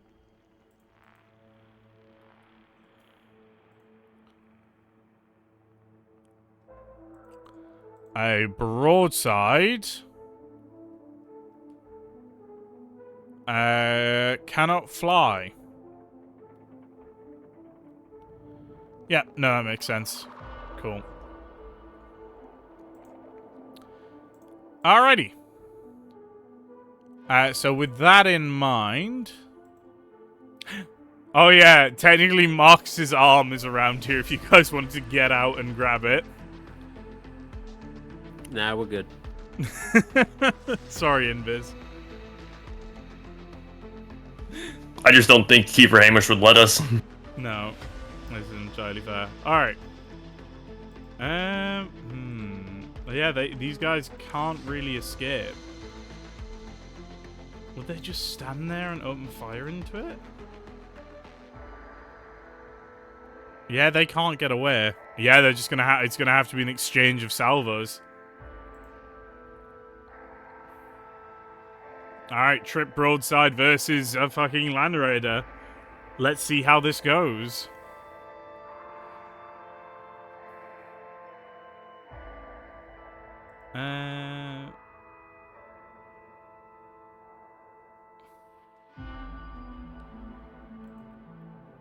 Bam, bam, bam. Back at it again with the... Does someone else want to roll the Land Raider? Sure, I will. I'd love to. The Land Raider has a base ballistic skill of 63 because Hamish is firing it. Because I feel weird doing all the rolls here. Copy, copy. Alright. Okay, so... I've only one question. Do both sponsons count as two different shooting attacks, or one in this case? It's two weapons, so two shooting attacks.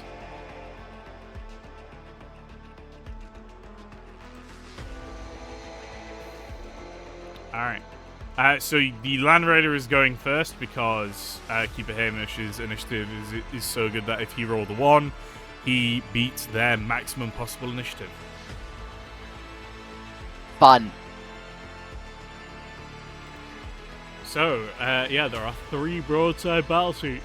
I may as well slap down 3 for representation purposes. Because because I can do this funny thing where I make them all teeny tiny. I have only a singular question in this regard. Yeah. Size bone is just 10, right? They're just hulking, right? No. Broadsides are Big. enormous. So plus 20. Are there any negatives then? What's the range on the last cannons again? It is 300 meters. Hold on. We're moving at full combat speed, right? Yeah. Okay, that's a minus 20, so I can ignore that then safely. Yeah. Then you are at not short range either, so you are just firing a shot with literally no modifiers of any kind. Twin linked for the plus 20, love it. Yeah.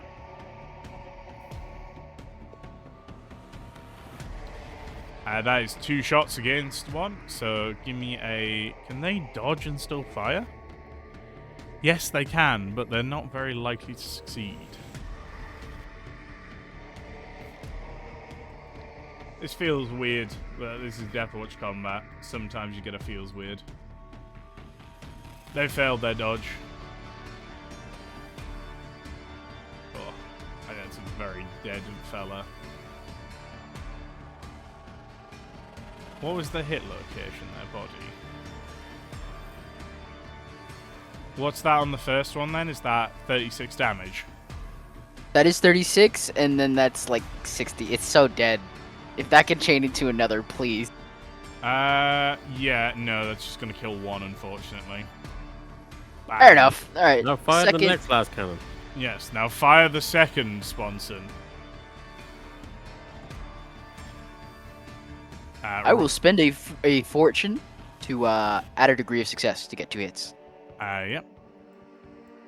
I'm still not sure about doing that retroactively. It feels like something that has to be done beforehand. But there's nothing in the rules saying that. It specifically says a degree of success, not like making you succeed. Yeah. So if you need to add the plus 10, you always do it beforehand. But if you're adding a degree of success to get a better result, it's like it's pumping the result, not making you succeed. That's why. All right. Yep. It always applies anyway. Rules as written. Yeah. Give me a fucking damage roll then. Oh, sorry. He's got a chance to dodge. Not that he's going to make it, but should give him his dodge chance. Oh look, he failed and died horrifically. Oh, is that enough to kill him outright? Because then you'll deal damage to the second one. So it's a body 56, shot. yeah. 56. And that these stats are incorrect again. It's almost like this person who did these is really incompetent.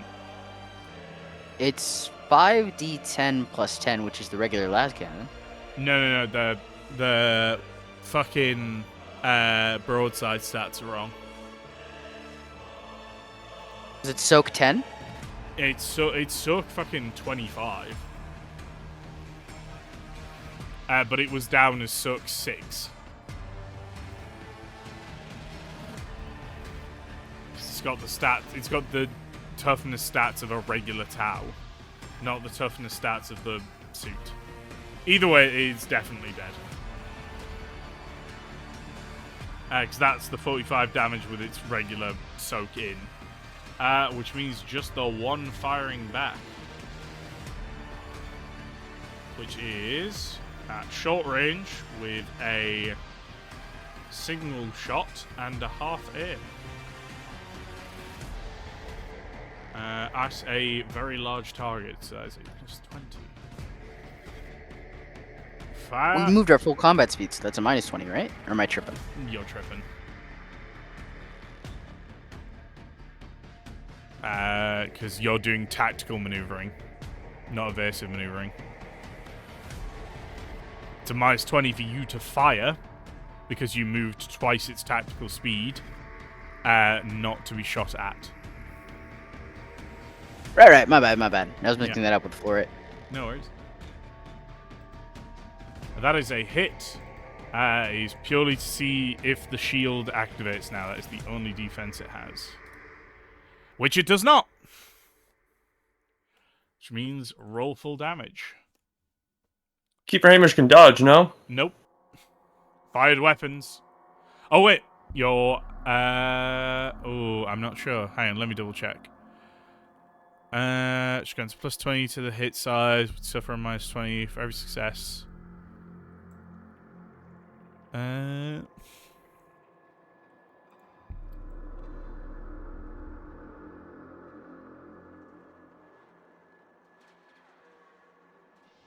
He can dodge. Technically, he shouldn't have been able to fire. But Machine Spirit, I'm sure, allows it. He succeeds the dodge. I just want to hammer home that if one of these shots hits... what will this do? It has some abilities that make that a bit more, I think, unfortunately.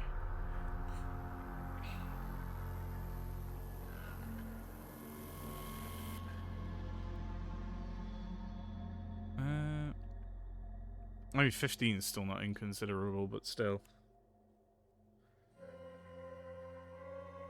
Where are we?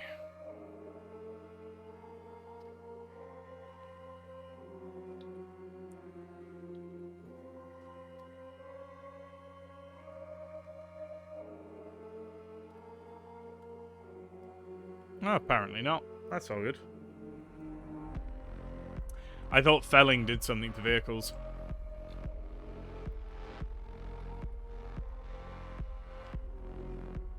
No, that's just raw armor right there. It's great. No, that's not too bad.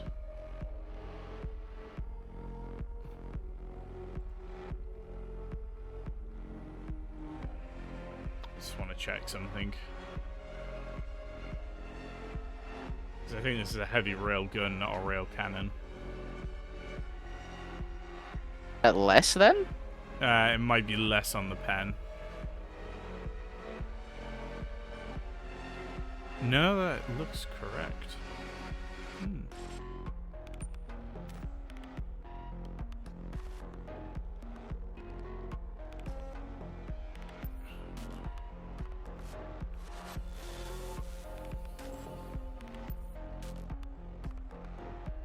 Alright, let's go here, and let's go here.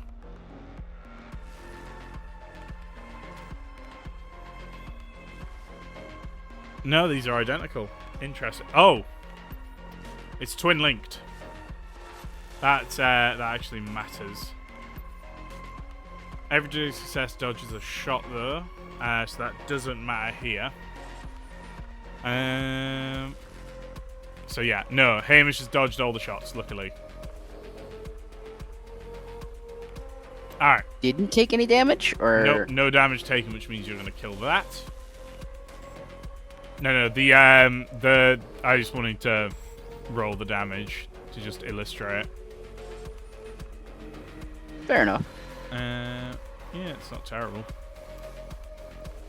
Yeah, but with structural integrity of 95, it should be alright. No, the errata makes it 45. Oh. Never mind. Alright, yeah, one of those does about a third of your health. Luckily, Hamish dodged out the way of the two rail cannon shots there then. Right. What do you do from here? You've just cleared the way for the guard, effectively.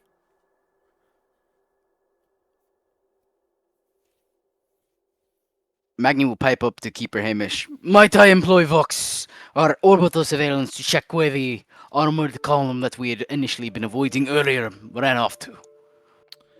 Orbital scans indicate this is the state of the current tactical map. Do we press on with the guard forces as a spearhead then, squad lead? That is not our objective. Our objective is to take out Vehicle Depot Alpha. However, we have 3 hammerheads waiting around that corner for us. Let us use the cover to our advantage and try to see them off. Rather than doing another death run. I feel our luck is running out. In other words, he's going to corner peak so that the vehicle has some cover. And then there is going to be a little bit of a sniper duel here. Actually, what's the range here? Yeah, it's just advantageous to this. All right. Okay, someone who's gonna control the Land Raiders rolls this time. Someone other than Magni. Who wishes to be the Land Raider master? Don't all volunteer at once. Pause it. I'll do it. Yeah. All right. So the Land Raider has a ballistic skill of 62 base. Just as an FYI. Alright, the Land Raider sheet is in the bestiary. I got it pulled up. Excellent, excellent. Alright. Well. So using the cover does mean that you have only got the one side sponson there. That can see because the other one is unfortunately behind a wall. But half the vehicle is now behind cover. We'll have to do the thing here of tracking these individually as we do a bit of a tank duel. The problem here is you guys can't do anything inside the Land Raider, really. If there is a partial penetration, you will have stuff to do. Because one of you will be shot. And then, you know. Hooray! Hooray. Can't wait for Lavro's head to explode. I think we're only going to do like a brief exchange here, and if it takes too long, I'm just fuck off and head to Vehicle Depot Alpha. There's very little that needs to be done here now.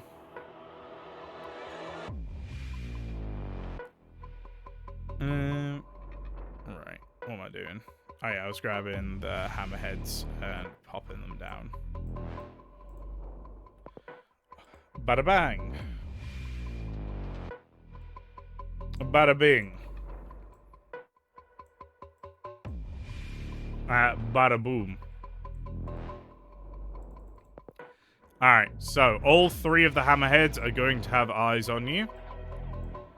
And all three are going to have cover. Not fun. Alright, do you want to make your shot then? You've got one shot with the... What's the damage on the twin heavy bolter? On the heavy bolters, even. Amor? Sorry, push talk. 3d10, d1 plus 10. You need to roll maximum damage to get through. Oh, what's the pen? Pen 6. You need to roll near enough maximum damage to get through these guys' armor. And you literally kind of... Oh, no, they're in cover as well. No, you can't. You need to roll max damage to deal a single point of damage to these guys. I think we're going to take the heavy bolters as red for the sake of speed, and then open up with the twin las cannons. Alright. You get to make one shooting attack with the twin las cannon, with the las cannon sponson. Are we out of any sort of extra action, so it's no aim, or is it half aim? It is a half aim, because you are... Oh, wait. This one is a no aim, because you've moved half tactical speed. And you are at a plus 20 to hit for size. Plus 20 for twin linked. So you're at plus 40 in total. Well, then wish me luck. Mm-hmm.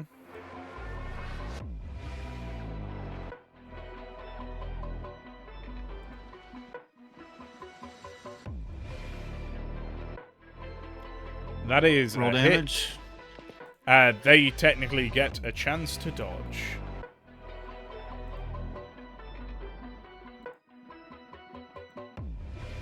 They fail. I've been forgetting to do their dodges. They get dodges as well. But they are nowhere near as good as Hamish. Alright. So, now you get to roll damage. 1 hit, because I didn't have 2 or more degrees of success. You could spend a fate or a... Well, you'd need to spend a twist of fortune, but then you could get that extra hit. Do you want to do that, kill team? Team? Yes. Yes. Yep. Alright, go for it. Alright, so 2 hits, roll damage. So damage and then number of hits too. Ooh. Oh no, that's the heavy rollers. That's heavy rollers. Wait. So you roll a... So now you click the... In the combat section, you click the Righteous versus Aliens. And you do it again. Alright. So that is 41. Yes. Plus There's a 2 in there, so yeah. Yeah. Now I did the correction of the 2, but then I didn't add in the righteous damage. Alright, so that is 44. Pen 10. -6 for cover. Which is a puts that to a 8. Do any of you have, like, ignores cover for the enemy stuff, like the Imperial Fists? None of us are Nah. Imperial Fists. Oh, unfortunate. That guy got crippled, unfortunately. If you have any squad modes or anything that would be able to assist here, do just speak up. Or you have any ideas on how to turn the tide of this battle. But yeah. Alright, and then 48 on the second. At pen 4. A reasonable 12 damage. And now, the return salvo.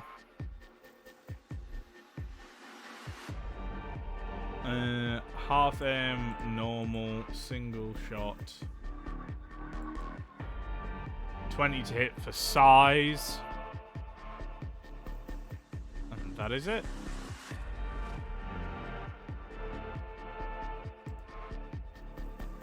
That is a hit. Hamish then gets to make a dodge. That's his 1 dodge for the round. What about his field, or did he fail that too? I forgot about the field, so we'll take the first roll as the field, which is a fail. And then his dodge, which succeeds! So he dodges the first one. Fire from the heavy rail cannon. That's a miss, because I've rolled another 80. You know what? I have a twist of fate. I'm going to re-roll that. I've rolled so many 80s that is getting ridiculous. And that is a hit. And that is a failed field save, which means it is damage. There is no reactions. It is just the heavy rail cannon. That is 43 pen 11 against your front armor, Land Raider.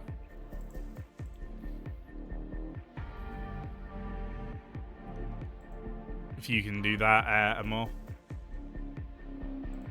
Say the damage in pen again. 43 pen oh sorry, not pen 11, pen 9.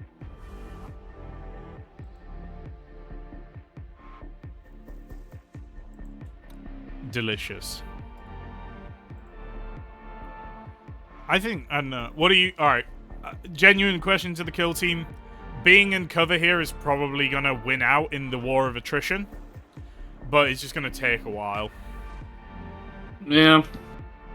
Grabbing speed. How long will the guard forces take to help us in this regard, so they can act as? Uh, I'll be this blunt. is- Act them as.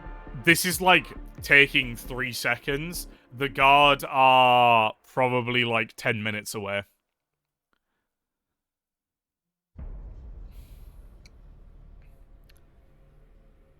You have an objective to meet, and we have an hour left, and I really want to spend that last hour on doing roleplay stuff. We run or we ram? I think run. If that's, I'm gonna ask because it's you guys, but yeah, you are slowly like. Oh, hang on. Actually, I tell you what will decide it. We got one more hammerhead to open fire, and that was a pretty low roll. So, wait, is this not got proven on it? I don't think there's a way to add proven to anything. No, I just thought the weapon had proven on. It doesn't, not at all. Oh no. They shouldn't have been missing any of their shots. Oh, How come? They have an innate plus 20 to their ballistic skill, which I forgot to take into account. Alright, let's retcon it. We're all dead. Let's call it a game. Okay. That explains why they've been missing a lot. That's fine. Alright, last one firing now with the proper modifiers for a change. Hits. Field. Fails. Rolling damage. 51, pen 9 to the front armor. Or more. Yeah, you're not going to win the war of attrition.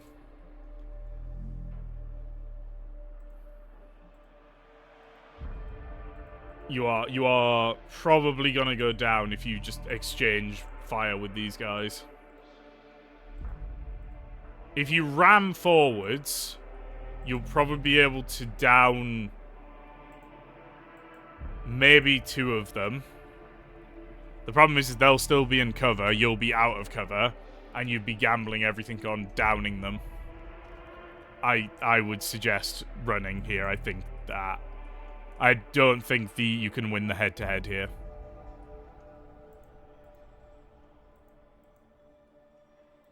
Yeah. I mean, yeah, fair enough. We run.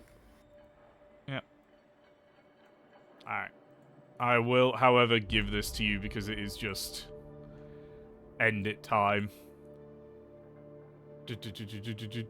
At which point, by the way, the guard will be fighting over here against these forces.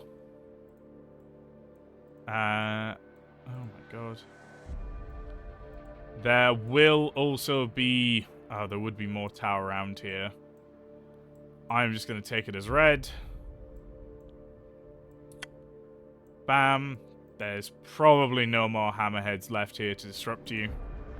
What happened to those 2 armored regiments that were going to attack? They would be arriving now. I just haven't put their map tokens on. They should be here right now. And here. So that's why I'm just kind of going, yeah, you would get through. So, just to update it a little bit.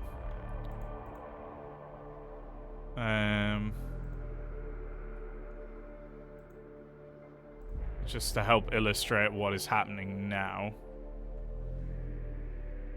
Sorry, I am speeding through a little bit, and it's probably not painting a very clear picture.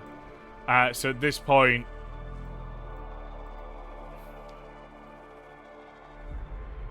this is kind of more the state of affairs.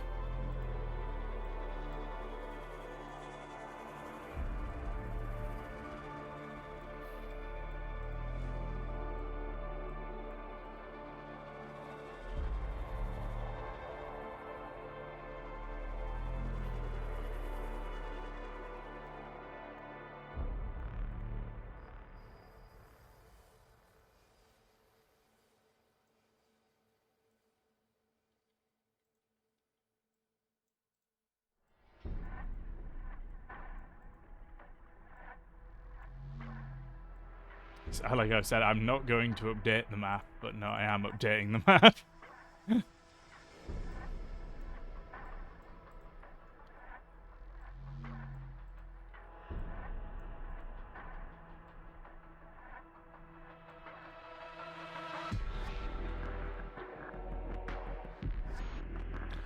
And then there would probably be some broadsides scattered in here, helping repel these along with crisis suits.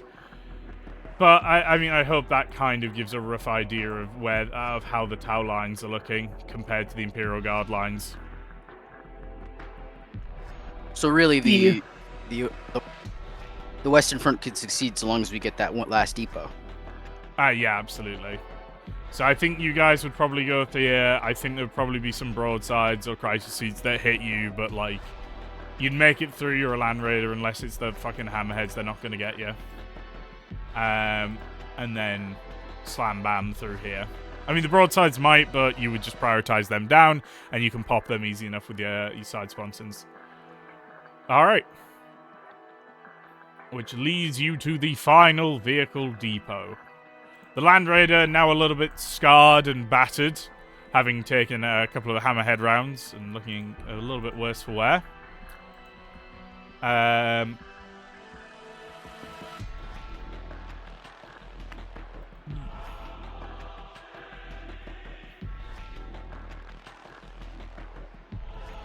Sorry, I needed to pause for a moment. Yeah, so the hammerhead, looking a little bit worse for wear, would be... sorry. The Land Raider, looking a little bit worse for wear, would be cruising down here until it arrives at a large open vehicle depot. This one is the worst defended of all the depots.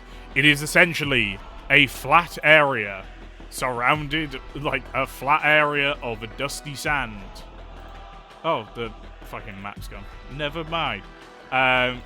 You get this one. It is essentially a flat area of dusty sand where where Earthcast engineers have been doing their best to repair vehicles on the fly and get them back into the fight. Pretty much none of them were ready for an assault. And with the twin heavy bolters and las cannons, you would be able to easily mow them down. Possibly taking maybe like one more hammerhead if one of the crew managed to scramble inside and fire off a quick hasty shot, but that's not enough to stop you at this point. And with the relic Land Raider significantly scarred, you would have finished the primary of the mission you retreated from.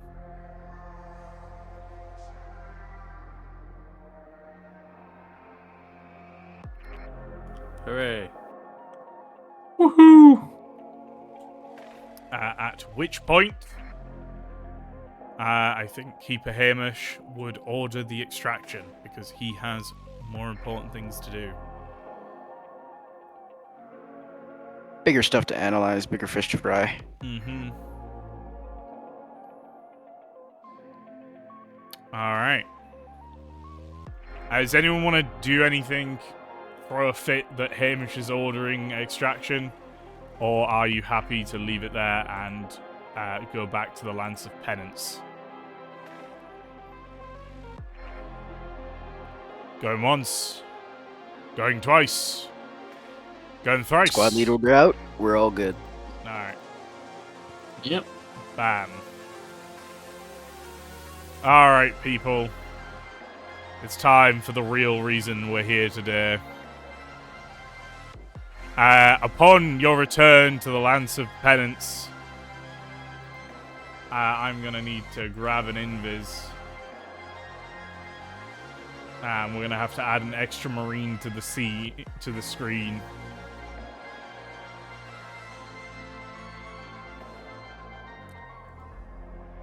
Welcome back, Invis, aka Marcus the One-Armed Devastator. Yes.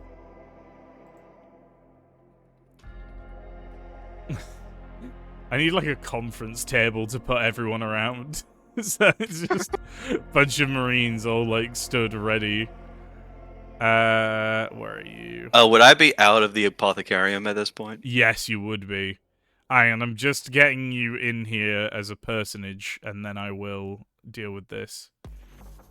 I don't see you on the thing. Oh, are you... You are this one. You're this one. Right, that makes sense. Oh.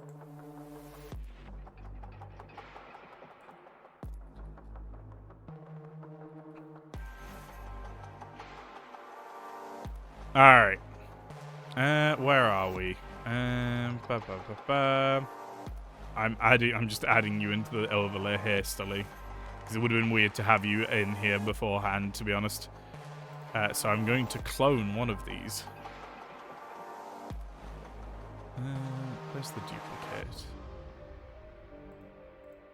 Split into mitoses.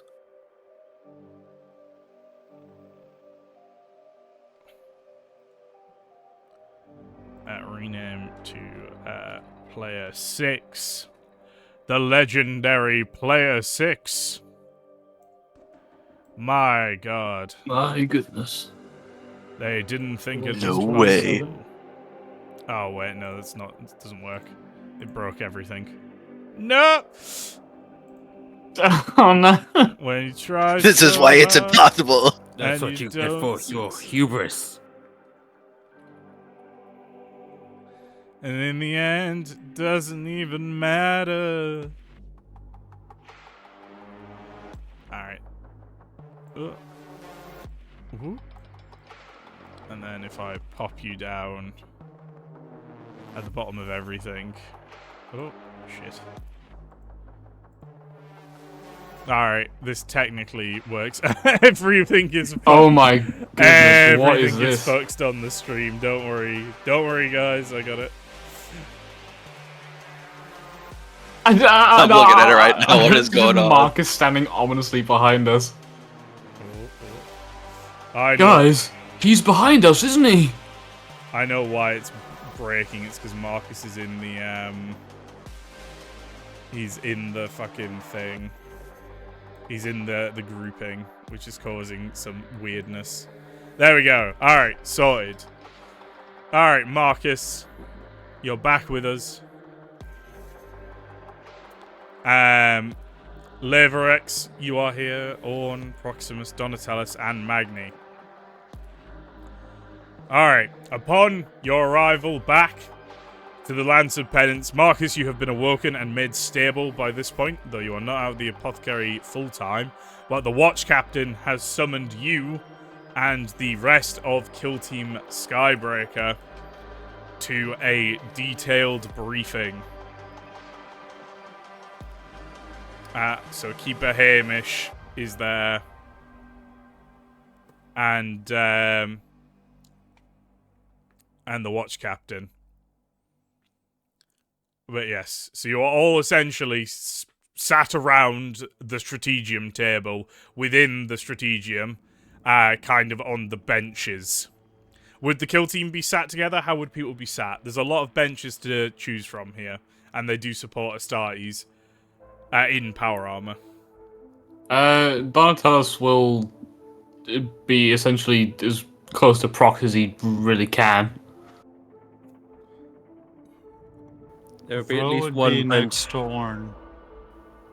Yep. Okay. I could accept that. I was about to be edgelord, but no. Mm-hmm. Magni would be closest to whatever strategium table they're using. Mm-hmm. There's no opportunity to have gotten out of armor, right? Yeah, no, not really. Helmet would be on the bench next to him as he's just sort of wondering about how things might have changed. Marcus is out of armor, and he will also be next to Proximus. As, by the way, you have managed to complete the mission and regain a little bit of your honor, everyone is going to gain 1 renown. Woo! Does that include Marcus? That includes Marcus. Yay! Your kill team have redeemed themselves.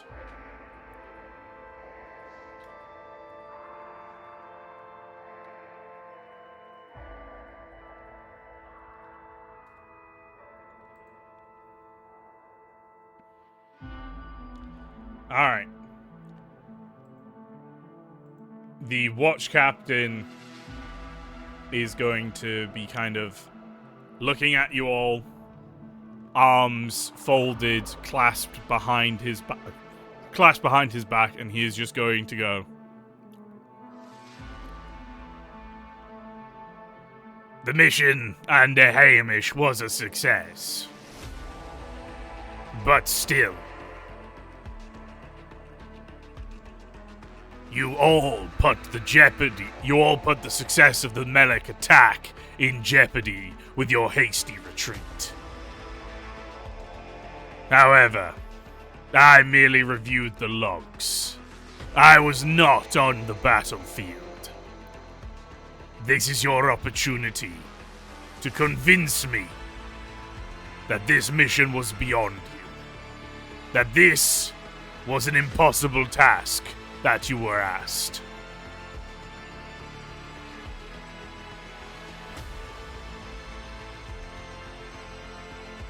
Well, Lavro will stand.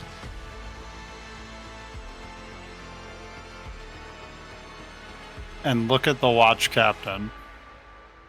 And look over at the kill team around him. And then, if I may, watch captain, I know I joined the mission as a replacement. However, even under the leadership of Keeper Hamish, while in the Land Raider, we spent a good bit of time running from the enemy vehicles. And when we did try to engage them in open combat, they almost tore Keeper Hamish's modified Land Raider to shreds. So, while I cannot speak for the rest of the kill team on what happened and what forced their retreat, if the Tau had heavier resistance during that time, I am sure they were trying to preserve valuable Deathwatch assets. Otherwise, I have nothing more to say. Brother Proximus, I believe you can shed some insight upon this. Depot Gamma had a fair amount of resistance due to our delay being struck with a hammerhead upon the crash. I will be honest, Watch Captain, with the amount of hammerhead gunships that were down there, we were ill-armed with the Razorback. The Land Raider proved most instrumental, given its heavier armor. And without the Razorback itself, we would have struggled to cross the city if we met any amount of heavy resistance. The mission came down to luck to an extent if we pushed further past the depot. Hamish is going to stand up and go, I'm afraid I must disagree with Brother Proximus here. This is the largest amount of damage my Land Raider has ever sustained. If we had committed one of the Deathwatch's Land Raiders to the initial assault, it would have been lost in flames.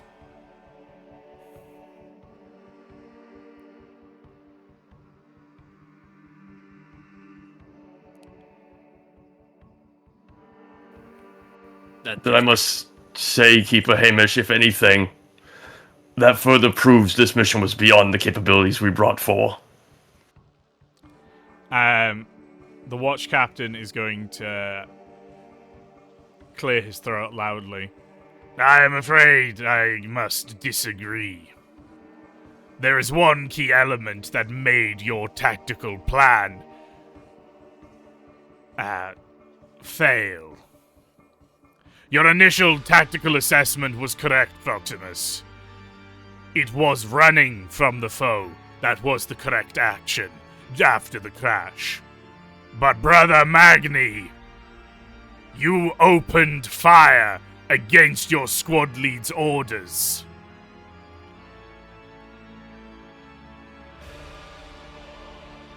There's a long moment of stern silence as Magni just gives a grim nod. I had woken up to a poor strategic situation, and I believed my abilities capable of concealing it. Enough of that! There is no rationale of disobeying orders from your direct superior, Magni. There is only disobedience, and there is only defiance. Proximus made the correct call, and you did not follow the orders. You gave away your position and endangered the entire kill team.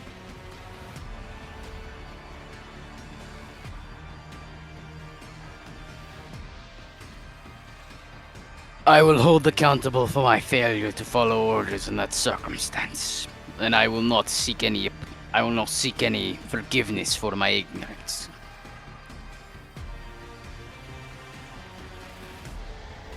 He turns to look at Proximus. Did you just not understand my meaning when I said that you could shed some light on why the mission went so poorly? I did, Watch Captain. At the same time, I believe this was a fact we already knew, so I did not think it needed to be repeated. It was not known to me until I closely examined the footage after the crash. Then you have my apologies, Watch Captain. Regardless, this one act of defiance immediately crippled your capabilities.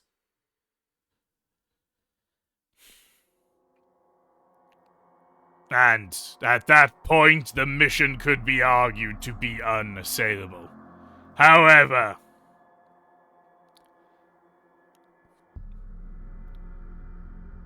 to be asked of the impossible is to be a member of the Deathwatch. Brother Marcus. Yes, Brother Watch Captain. Are you willing to die for the Imperium? Yes. If I had asked you on that mission to march forward with my bolt pistol in hand, your armor wrought, your arm missing, would you have died to complete the objective?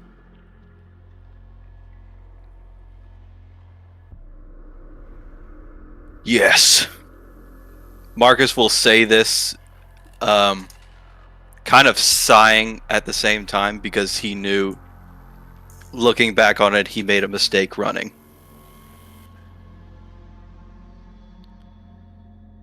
There were many shoulds, woulds, and coulds on this mission, and spending our time dwelling on them is not particularly helpful for the needs of the Watch. But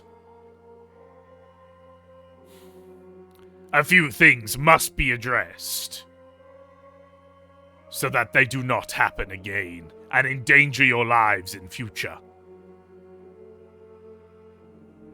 Magni's defiance is one.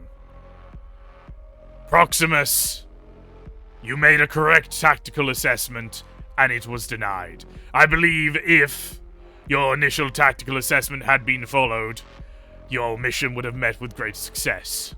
However, Orn was not rendered combat ineffective by the wounds delivered to him. Marcus was. Fine. You had an additional battle brother in the form of Varagol. These objectives were vital, and you have delayed the entire guard attack schedule by retreating. Luckily, we have managed to claw back victory from this defeat. But your reticence to put your brothers' lives in danger will get them killed. It will lose us this war.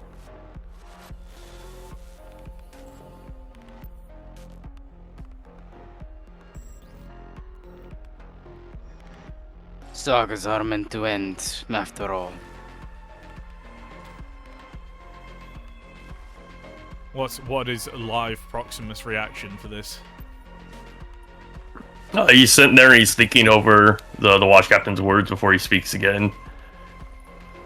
I agree, Watch Captain. I was reluctant to spend our lives. I believe I was partially clouded by my duty as an apothecary. In that moment, though, at the depot, as I saw things, I would still make the same decision again. That is true. Because I believe we would have made needless deaths, and therefore would have damned the mission. I should have looked at it with a clearer mind. You are correct. But I still ultimately stand by the decision I made in that moment.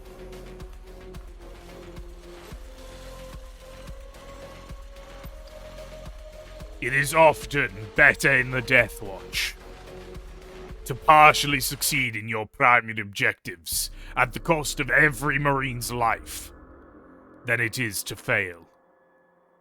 And all of you survive. This is the grim truth of the Deathwatch. This is why we are daubed in black and recorded on our chapter's lists of dead. When you joined this organization, when you took up the oath to stand the long vigil, you accepted you are already dead.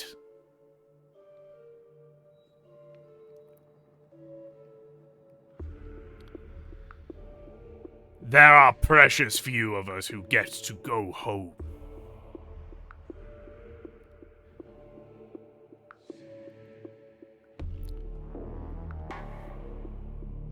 Proximus, I do not make this proclamation with joy. But your duties as an apothecary have clouded your judgment on more than one occasion. And I do not believe you are fit to command for the needs of the Deathwatch. But, upon further examination of the tapes, upon your words here, you have proven that you are still a warrior of excellent caliber and valor.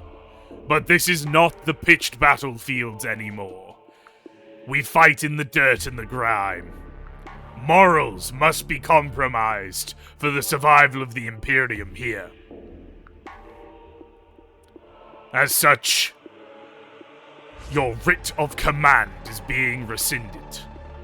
You will not lead a Deathwatch kill team until I am satisfied you understand what it means to lead members of the Black into battle.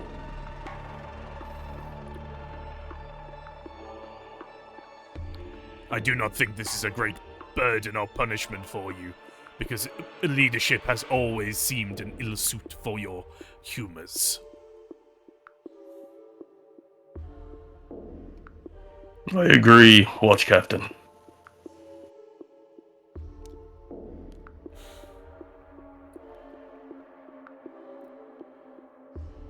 Leverix, I thank you for stepping into a difficult situation, one that easily could have claimed your life, and I thank you for your words on the behalf of your brothers. Lavro will doff his helmet and look at the watch captain. Thank you, watch captain. And if I may say something else to the kill team.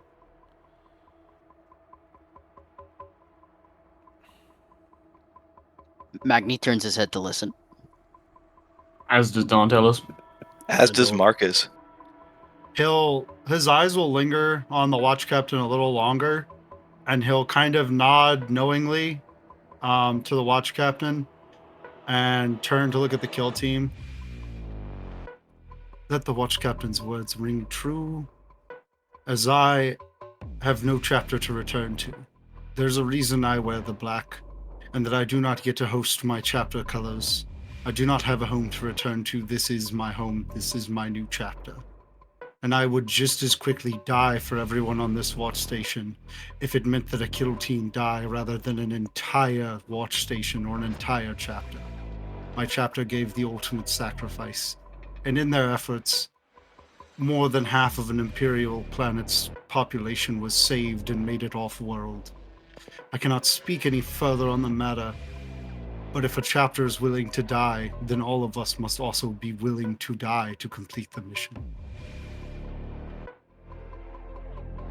And then Lavro will just kind of take a seat and look away off to the corner for a while. Mm-hmm. All right. Donatellis. Aye, watch captain. And Donatellis, his wrinkly ass face, is regarding the watch captain with a certain irritated stiffness, but more irritation to himself than anything. You performed well on this mission, despite the harsh circumstances. Performing all your tasks and all that was asked of you admirably and correctly. I thank you, brother captain. However... Sorry, I just... I always pause for after they say thank you to then hit them. Yeah, no, I was gonna say you fucking. I don't just, to though. I don't mean to though. I just end up doing it. Hey, I mean, It's become characterization at this point though. Right. However, your reticence in speaking up on your opinions and decisions, and your opinions and tactical assessments, are in and of themselves also a weakness. I do not know what was going through your head during the battles, but if the strength of your blades and your tactical maneuvers against the crisis suits were anything to behold, you clearly had ideas on how to better fight the foe.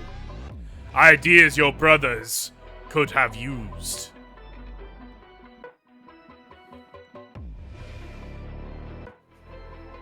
his face maintaining the stiffness, you know, he sort of, it's not really something you can really see, but he seems to sort of look inwards on himself. He knows the words are true. He goes, "You are right, Watch Captain. I'm not normally asked for my tactical appraisals of situations, I admit, but you are right nonetheless."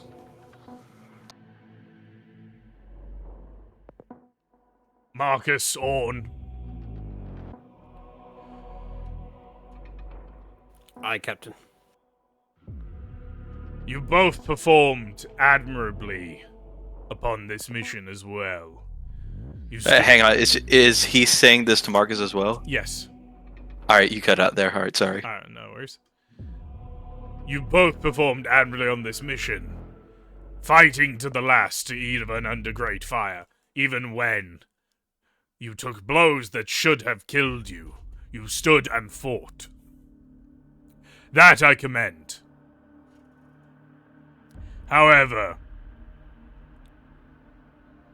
Orn, your behavior at certain points was foolhardy and driven by spite rather than logic. In addition, your attitude towards the demands of the long vigil has much to be desired.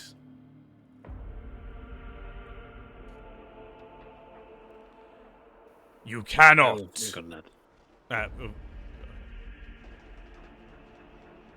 You cannot blame every last failure on intelligence and the forces arrayed against you.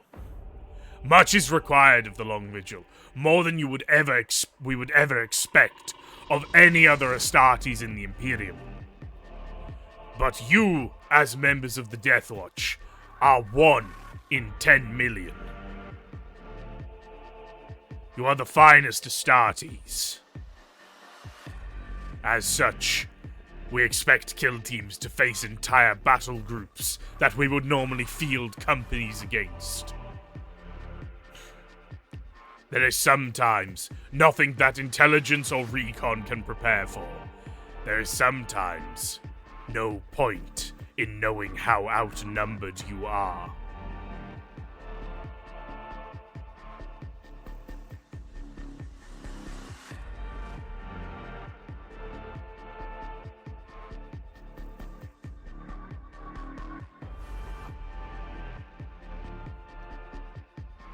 Alright. No response to that, either of you two? Oh, I wasn't sure if you were doing a pause. No, it's all good. Or just nod. Marcus will also just nod. Alright. Does anyone have anything they'd like to say?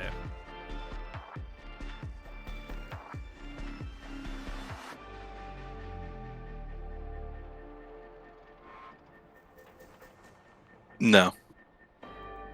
Nope. No, not really.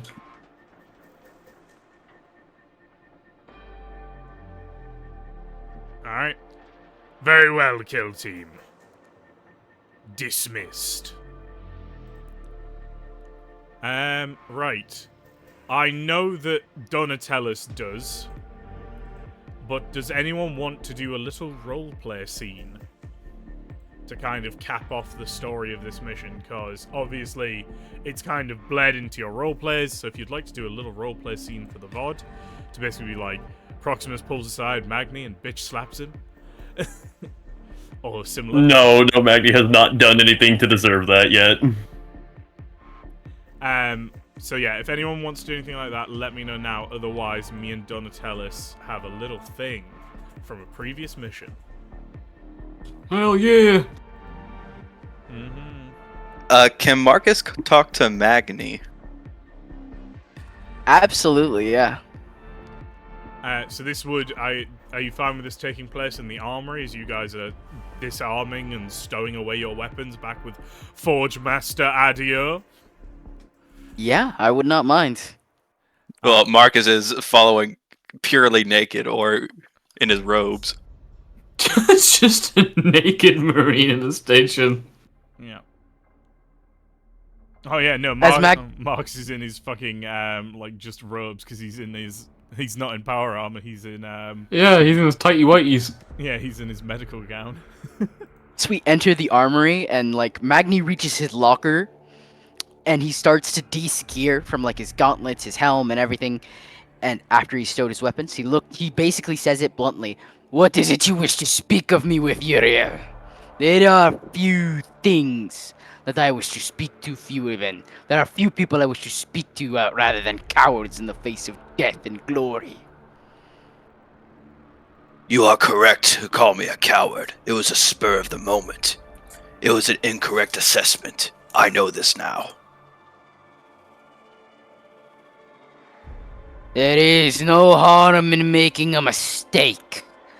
But we did not pass the trials to become Space Marines, and then earn our chapters as sent to move to the Deathwatch, not to die fighting. This was a punishment. It was not earned. You made a venerable fight. You made a venerable stand against our enemies, armed to kill us. Gladly. But when I offered you a chance to stay in the bloody fight, through every means we had available, I fucking felt sick. You turned it bloody down. Do you have any responses in defense of that? No. I made the wrong decision there. I was incorrect. We all made mistakes. In my haste and deeper underestimation of the foe, I believe the last cannons on our weapons capable of annihilating them. We should have approached the battle entirely differently.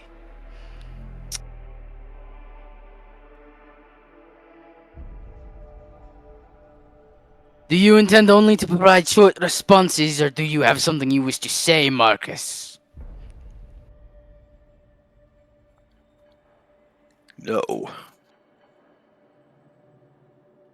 I merely came to apologize. And admit that I was wrong. I want no ill blood with my brothers anymore. Ill blood? You've no ill blood with me. No, not more than the Black Shield Psyker that we just met.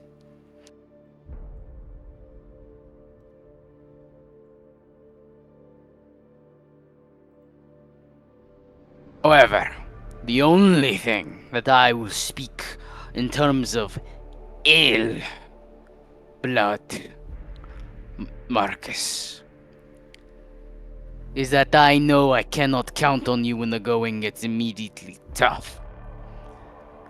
For is it not to each and all of our sagas to add glory, to die in glory? Okay. I am going to add a renown penalty to Magni and Marcus. Valid. That is a Valid. -1 to both of you. Magni called you a coward.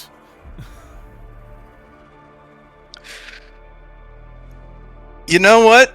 Magni did call me a coward. I'm not taking that shit. Then I suppose I will see you in the fighting pit soon.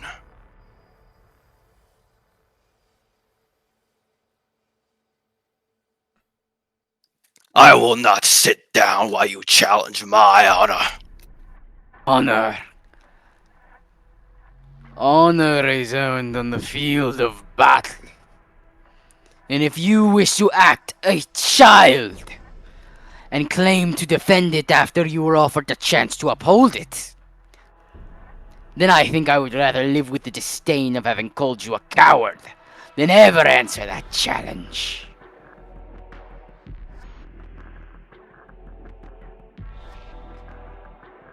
I will keep this fucking penalty. I don't give a shit. That's how he would feel. Damn, I really want to punch Magni right now, but Do it. I'm gonna hold it in. If you feel like you can, do it. You have one arm and are out of power armor, and he is still in power armor. I very actively have said that I am taking off It the armor. takes 20 minutes to take off power armor. You're still in power armor. Fair enough. Yeah. I really want to, but I also don't want to minus more renown. I'm still an initiate.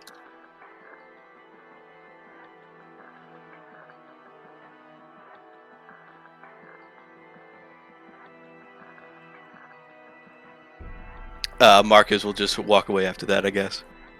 Yeah. If that's over, I wouldn't mind a bit of RP with Laveau. Go for it. Yeah, go for it. After walking away, Orn would catch up to Laveau and just take him to one side. Black Shield, I just wanted to say that your performance in the field was admirable. You're the third Black Shield I've met on this watch station. Honestly, the only one that hasn't left a sour taste in my mouth. I appreciated how well we worked together. I would be honored to work with you again. Laveau would turn, look the Devastator up and down, and I thank you, brother. Maybe we could spend some time on the firing range, and you could show me a thing or two about how to wield a bolter. I find the weapons anathema to me. Prefer the cold steel of my sword to anything else. Orn would let out a hearty chuckle at mentioning the range. Of course! I would very much enjoy showing you how to use your weapon. But tell me, I didn't quite catch your name. My name is Voldestar Levreau. I come from a dead chapter, and I carry the weight of memories that I cannot share. What is your name, aside from Orn? Well, Levreau, I am Orn Vezerak of the Silver Skulls. I come from Varsavia itself. I would very much enjoy teaching you how to use your weapon. And I would like to tell you of my home planet. Perhaps on the range. Until then. Levreau will extend a hand in a typical, like the Spartan warrior, handshake where we grab each other's forearms, and you can see, a smile at the corner of his lips, and he'll say, "Aye, a time on the range sounds most pleasant." Orn gladly takes his hand. His helmet's still on. His helmet's always on all the time. And nods in appreciation. That's very nice. Just checking. Also, I think there's a nice bonus 50 XP for people. You know what, as well? It's pretty. Yeah, I'll give the 50 XP for the roleplay, I think. Because you guys are pretty low on XP. Hooray! Yeah. Thank you, sexy Kermitrude. Also, was it just me or was that interaction like super gay? Marines are like that some days. It do No, be like no, that. they be No, that's kissing just right being now. a more. Yeah. Come here and kiss me on the mouth. I'm feeling romantical. Oh yeah. Oh, show me how to use my weapon. You're the only one who hasn't left a sour taste in my mouth. It was extremely homosexual. Yeah. Alright. A little bit, but yeah. What did I just walk in on? Don't worry about it. Don't worry about it, sexy Kermitrude. It's alright, they said no homo. It's Marines. It's Marines being Marines. Yeah, you know? No, we still have our socks on. It's not gay, I promise. Marines don't wear socks. Still have Well, our in that people. case, full homo. Alright. Whilst these two are doing a bit of, enemies to lovers in the case of Magni and Marcus, and the other ones are just being lovers. What's Proximus doing out of curiosity then, since everyone else is having like a bit of a chat in the armory? I have one question before I say what he's doing. Were we all in the armory when we heard to hear the conversation between Magni and Marcus or not? Yes. Fantastic. That is very good for me to know. You are all disarming right now. You are all taking off your armor, apart from Marcus, who followed you down there to apologize to Magni nicely. Then Magni told him to go fuck himself and called him a coward. Yep. Proximus is probably disarming and then immediately heading to the apothecary, and he wants to be alone. He doesn't want to be around people right now. Yeah. I think, by the way, when you get to the apothecary, I think Furos would personally check in on you. Oh, neat. It would. We don't have to do that as a scene, but we can if you would like. I'm okay doing that. I haven't gotten to chat with Furos. All right. Lavro would look at Proximus kind of darting out and try to get his attention. I don't think you're gonna get it, are you, Prox? Are you saying his name at all? Yes.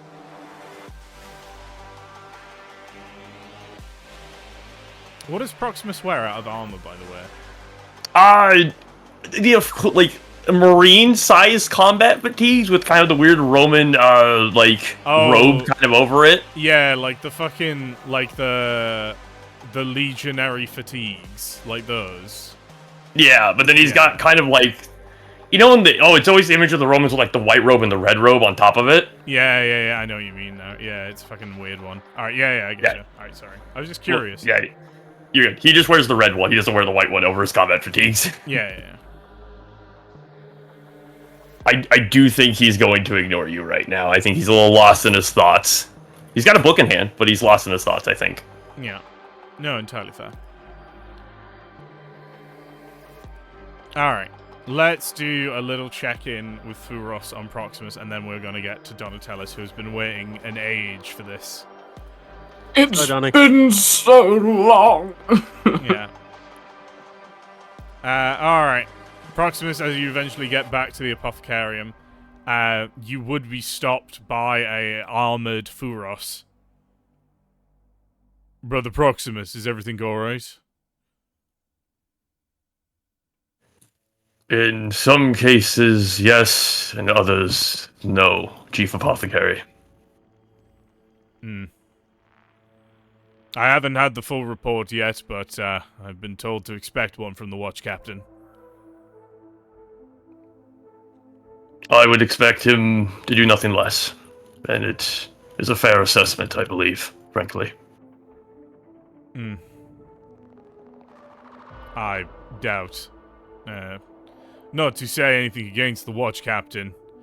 He is possibly the finest warrior I have ever met. But he is jaded, miserable. And as the old adage goes, misery loves company. But how to phrase this to accurately surmise my intent. We have a greater burden in some ways than many others in the Long Vigil. Our oaths as apothecaries constantly conflict with the factual realities of being within the Deathwatch. I agree, Chief Apothecary. Well, My personal belief is simply I don't wish my brothers to die meaninglessly, worthlessly. That is why I called for a retreat. Nothing more. An entirely understandable reaction. Apothecary recruits tend to be picked from Marines who show greater compassion and empathy than others amongst their chapter, believing a higher aptitude towards medical sciences. There are several statistical charts that back this up.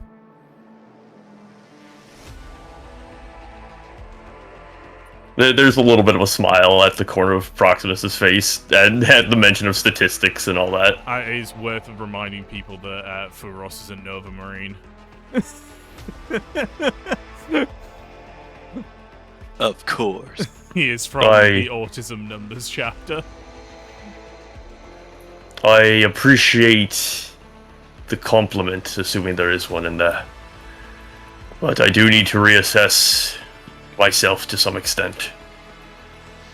You are a fine apothecary, Proximus. Your stitch work and statistical reports are all above a gradial curve. Appreciated. I hope my reorganization hasn't been too much of a problem. I have disagreed with some of your filings under the traumas, but that can be assessed in a later report. I believe we can improve the efficiency by 0.467%. Oh, fantastic. I thought I had gotten the most I could out of that, but appreciated, Chief Apothecary. You see, we need to restructure, and he starts talking about reworking the entire filing system depending upon what the most common alien kill teams are being deployed against is. So I don't know if you saw this back when the old Knights of Pent was up, because I specifically stated at one point Proximus reorganized the entire filing system to be more efficient. I did. But then I find it really funny that he's looked at this and gone, this is pretty good, but now I have to reach past 3 folders to get to plasma burns, and that's all I'm dealing with at the moment. You know what? That makes a fair point, though, and he's perfectly fine with that. Oh, you know what? Chief Apothecary, I hadn't considered that. Right. Anyway. Proximus having hurried out, and the rest of you basically being done taking your armor off at this point, I imagine, Marcus is gone. Leverix and Orn have gone to have their dinner date. Magni and Donatellus would probably be the last. Donatellus, you've got a jump pack. Takes you a little bit longer to get undressed than everyone else. Yep. So basically, as you know, Magni would still be around, but as you're kind of stripping down to the last of it, Forge Master Adio comes up to you.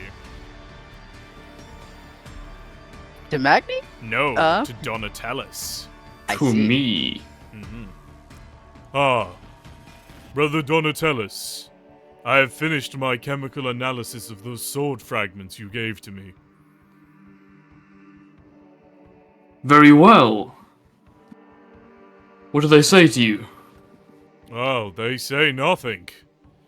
It is a most peculiar and wondrous metal.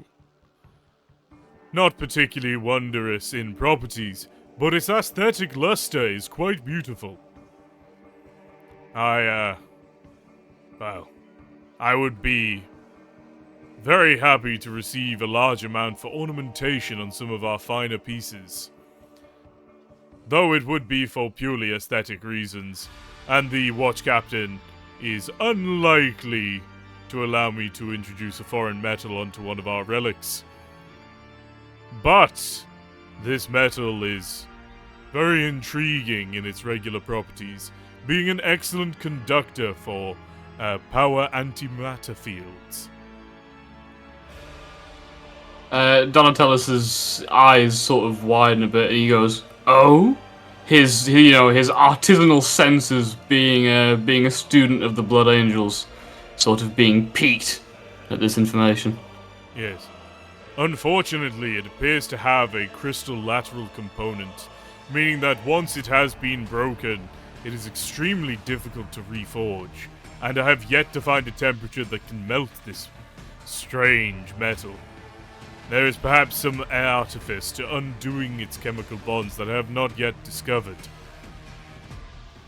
I am currently searching through our records for such a weapon, but I am afraid whatever chapter bears this blade are most secretive. That is unfortunate, Forge Master. I can only imagine what a fine blade such shards would have once beheld. Were there any more clues to the chapter's origin in the laboratory you found these shards in? Well, there was a marine dissected in part, armor stripped upon the table. Bearing chapter symbols that I did not recognize, if I am honest. I know in his possessions he held some sort of stone or charm that Brother Apothecary Proximus now keeps. I'm not sure if he has come to you about it, but it may be related. He has not. And he is carrying this charm on him into battle? I believe so. I've seen it with him numerous times. Although I'm certain he has had permission. Immediately, with no concern for Proximus's privacy, Adio goes and opens his locker. Proximus, what does he find in there? I just spare combat fatigues. He's not finding the rock in there. Son of a bitch! Keep that rock. All of my trinkets on my person at all times. Yeah. Literally, Donatello, Magni, you are watching Adia rifle through Proximus's stuff looking for this. He's got like 1,000 scanners out. He's got scanners, does he? Yeah. Donatello just sort of tilts his head some and is like, Forge Master? That there's nothing anomalous in here. Yeah, his fatigues are from the western reaches of Ultramar. Interesting. Close his door. You know what is in there, Var? Fine cotton work over there. What? Sorry. Since I'm out of armor, my Roman Singulum is in there, so he found my bells. Yeah. You found your bells, but no, he didn't care about that. He fucking has maintained your armor for many a time. It's like, it's not. I know, it was just a funny thing I thought. I'm like, wait a minute, I don't wear the bells when I'm out of armor, so they're in my locker. Yeah. Alright. Fantastic. Alright, with that kind of... I doubt Proximus would be forthcoming with the reports of censure on him at the moment. I shall give it some time, and then I will come to him about this strange pendant. In the meantime, Very well. In the Go meantime, ahead, sorry. should I find a way to melt down these shards, I will attempt to forge them into a blade, and I may present it to you, should you still be alive.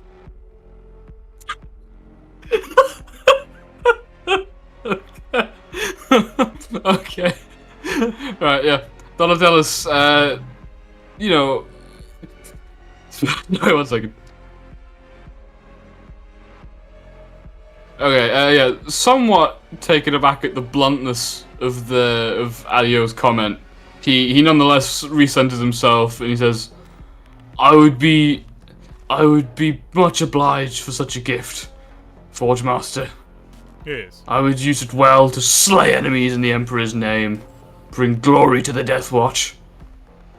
I wish you success in your studies. Yes. Me and my assistant Arne will begin working on these strange fragments immediately. And then he is gonna head off. Yes, Donatellis bows to him as he heads off. Whether or not Adio regards it or not, Yeah. it's up to him. All right. Also, I forgot to say hello to Awaken Dentity. Welcome. First time chatter, the eyes of Varus are upon thee. All right, that is the end of Operation Swooping Hawk, gentle peoples. So Finally. as a Proximus Censure as well. Yeah, that is the actual official end. I'm sorry, I was just updating the cannot lead a kill team till gains 20 more 20 renown from time of receiving this censure. My boy. Technically, does the It's fine. faction that wouldn't work And anyway. then renown penalty at Magni and Marcus -1 both parties. Magni called Marcus coward. Alright, well, that's it. There you are.